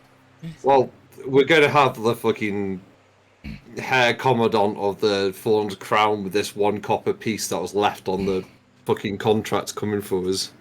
He wears it around his neck or something. Yeah, great. Yes. Like I said, Sorry. we need to make alterations to this ship, slight ones or something, just to make it look. Well, let's just change the name. Like, that is going to be the easiest thing to do. And a paint job. Yeah. Not only that, but I would. You mentioned just that this would change things. I'd like to have a better understanding of how you anticipate it changing. Well, I think people might know. From what you told me, Danny, I'm smart enough to know that this is going to upset the power balance greatly. Hugely. I'm smart enough to know that. Well, Oh yeah, like this, like if not dealt with correctly, you could potentially start a micro war, and you would be its epicenter. yeah, Meaning everyone would be trying to attack you guys to take your ship.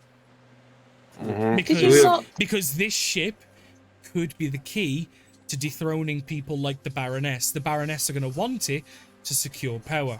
Because if someone else has that ship, she's threatened. Right. I'm just wondering, did you not think of this beforehand? Look, my plan, and I wrote it in my list, was get Big Boat to defeat Jacob. I have got a big boat to defeat Jacob now, but I hadn't anticipated. Oh, this boat's probably about twice the size of Jacob's. Yeah. Oh, so what you're saying is you didn't. Okay. I don't want to put salt in the wounds, but you didn't think of it properly. It is fine. No, I didn't think of the geopolitical circumstances that I now probably find myself in. Wow. Really? Yes. No, this is why I was trying to. It is one of those things, anyway. You don't think, I think. So let's sort this problem out. Oh, I think I thought I wanted a big fuck off boat, and I got a big fuck off boat, but that comes with some responsibilities now. You gotta walk it, you gotta feed it. A big boat isn't just for Christmas. So, what I suggest... Oh, God. I suggest we do, first of all, is figure out what we're going to do with Wade's Rest as well. Are they going to continue to do merchant routes for us and try and earn some passive income? Then maybe we can get a better understanding, really, of are we going to go now for Jacob, or are we going to try and mitigate this problem that you have caused? I would say mitigate. I would say trying to shore whatever sort of alliance we had with the Baroness is probably my priority at this point in time. This is it. I mean, we might be able to get a bit of a better standing with her, seeing as before she probably thought we were for lack of a better We're phrase. no this one. ends. We're now someone. Yeah. Like that is it. The main things are I would like to take the Monarch's Bane and capture it. So the main things are Can't do secure that alliance. today. No. What I'm saying is secure alliance with Baroness. We then see about how we can get men aboard, women, soldiers, swordfish aboard, and then start making preparations to assault. That would be. Those are my priorities. But first is the Baroness, secure an understanding alliance. This all sounds like long-term things that you're making out to be short-term. Well, we can sail to the Baroness now. Well, may I make a recommendation, Captain? Mhm. Because there's not too much trouble. If we go too far off the original plan, we are going to encounter problems and we're going to lose track and focus of what we are trying to do. We have a number of things that we are trying to accomplish. We have fixed relationship with Baroness, which I believe that is going to be something that we should probably deal with shortly, but at the same time, I have my suspicions about the Baroness. I will not speak lightly. How does she know? Secondarily is to sort out Jacob, which I get, and that seems like a longer term thing. If we go rushing into it, we are going to encounter problems.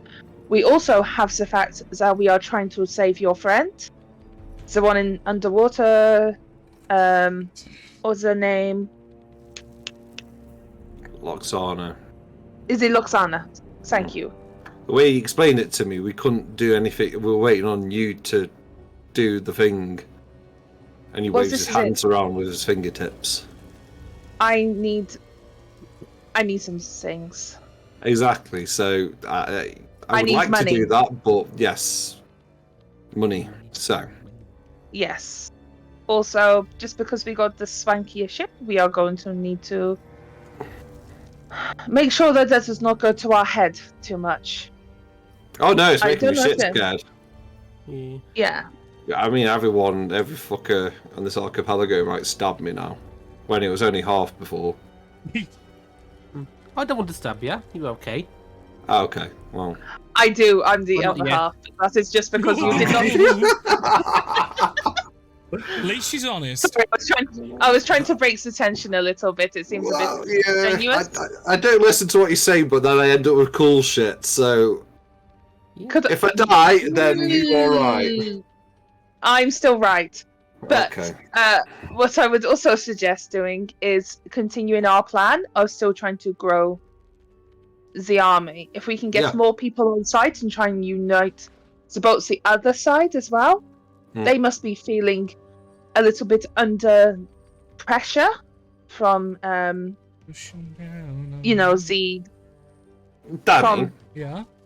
Oh, sorry. Sorry, Rose. I thought you finished. No, she was trying to think of the name of what Prescott's group is, but doesn't know. But that must be feeling better.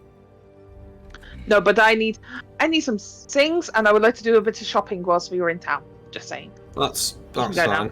No, I was going to say was, I don't know if we need some kind of drink parlay, or what we could do is go to the Baroness. You need questions answered.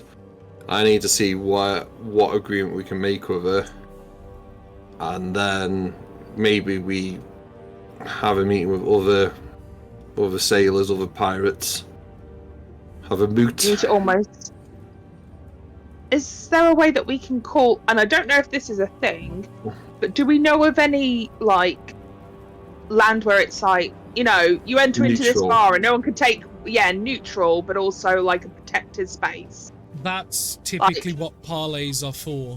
Yeah. Is it so you have like a moot, which is like a big parlay? Do those exist?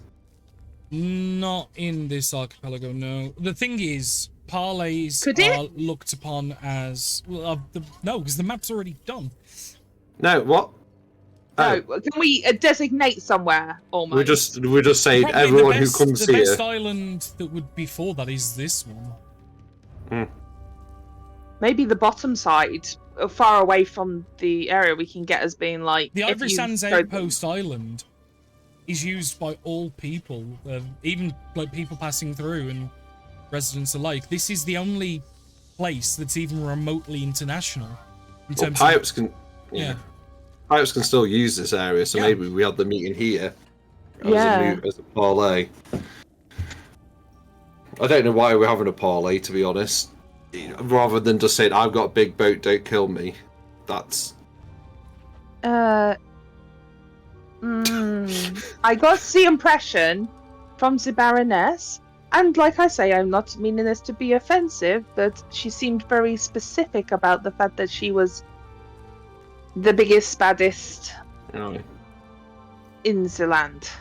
And I feel like we might need to bend the knee a little bit to still seem that we are under her thumb without threatening her authority. I think so, and I think we go to her first because if we call pirates moots, then we look like we're trying to seize power.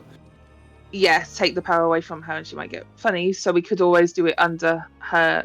Not ally ourselves with her, but almost like, in some form, a little bit of an allyship. How long would it take us to sail to 2-point warning? Let's have a look. 2-point warning is roughly 230 mile. Probably pushing on 6 days, maybe. On big boat? I'd have to figure it out because I haven't looked at how fast it is and stuff. I'd have to completely figure it out. It'd probably be faster, won't it? No, slower. Oh, okay. Yes. Because I can't. Maybe we send Ways Rest ahead of us, because I do not want for our ship to show on the horizon and suddenly for them to go. What I was thinking is, you've got the sending thing spell. No, I don't. Oh. I am very close to having it, but not Right, quite so yet. Ben, Right. looking at the D&D Player's Handbook, the ship that you currently have is close to a galley, which is 4 mile an hour. This, which is closer to a warship, is 2.5 mile an hour. Yes. Which So I would slower. probably say this is probably pushing on 2 miles an hour.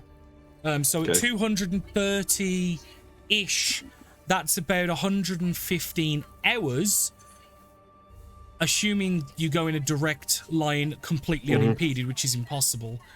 That's raw hours, 4 to 5 days, without doing the exact math. So I'd say about 6 is fair. Bang on, yeah. Well, yeah, I would say that the ship you've got tops out at about 2, whereas your old ship is 3 to 4 in good conditions. Can set sail tomorrow morning. And we can. Yeah, I need supplies. Yeah, no, that's what I'm saying. If we can wait a little bit, I might need to order some things. Well, we won't. We'll plan to leave soon. Okay. Oh, do you want me set up the gate for here? Yes, because you've got one on the other ship as well, haven't you? So so three of your 6 buttons are now taken up because you've got one for the underwater facility and one for each of your 2 ships.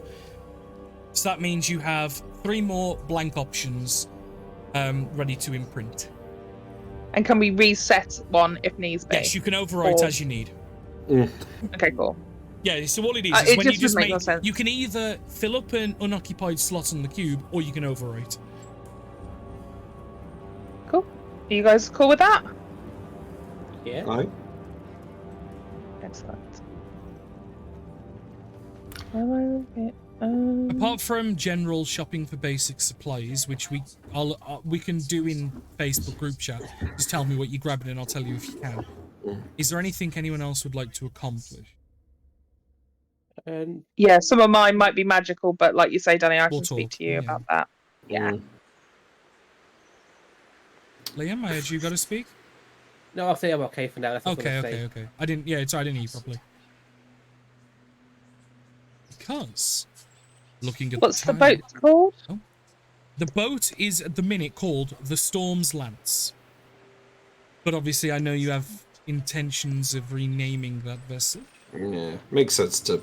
Yep, and I will Yeah, reiterate, exactly. the ship is from Salzia, sold to Josiah Blacksoul for 1 copper coin from the Lords of the Thorned Crown. And by how it's written like that, it's because it's not like one specific lord from the group, it's like them as a whole. All of them. Yeah, because they kind of own assets collectively in part. That was an asset Yeah. they collectively owned, so you bought it from all of the lords. 1 shiny copper. I mean, technically it's legal. Yeah. It is entirely legal. Yeah. Yep. Ethical? Different question. Wow. I don't know if it's going against ethics. I think morally it might be a bit squiffy, but they're also bad guys, I've met. Yeah, I'm about to say. I mean, yeah, fascist regime. I'm not gonna morally, ethically. Yeah, no, it's fair. Literally, we're unknown heroes. But we are going to end the session there because it is Yeah. 9:45, Aw. and I think that is a brilliant stopping point. And Yeah. I also believe that is probably going to round up chapter 3. And does at the end of chapter 3 we get a level up? I was going to also say I will allow you guys to level up. Yay! If you can tell me the answer to this question. Who is your favourite DM?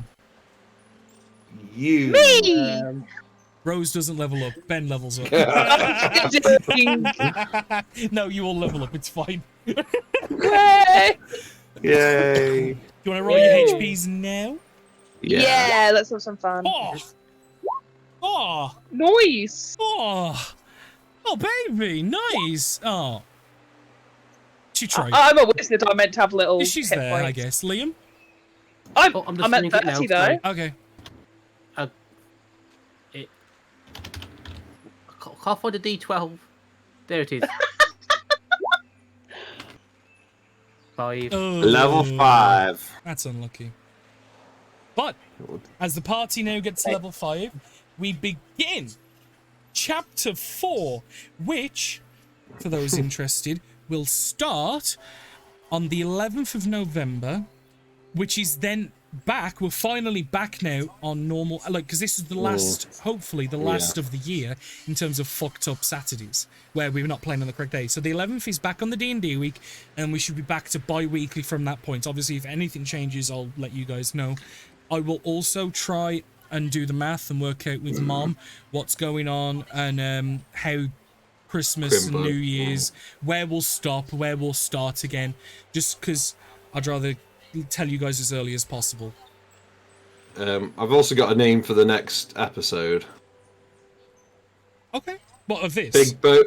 Yes, big boat, even bigger problems. I've got 99 problems, but a boat ain't one. Yes.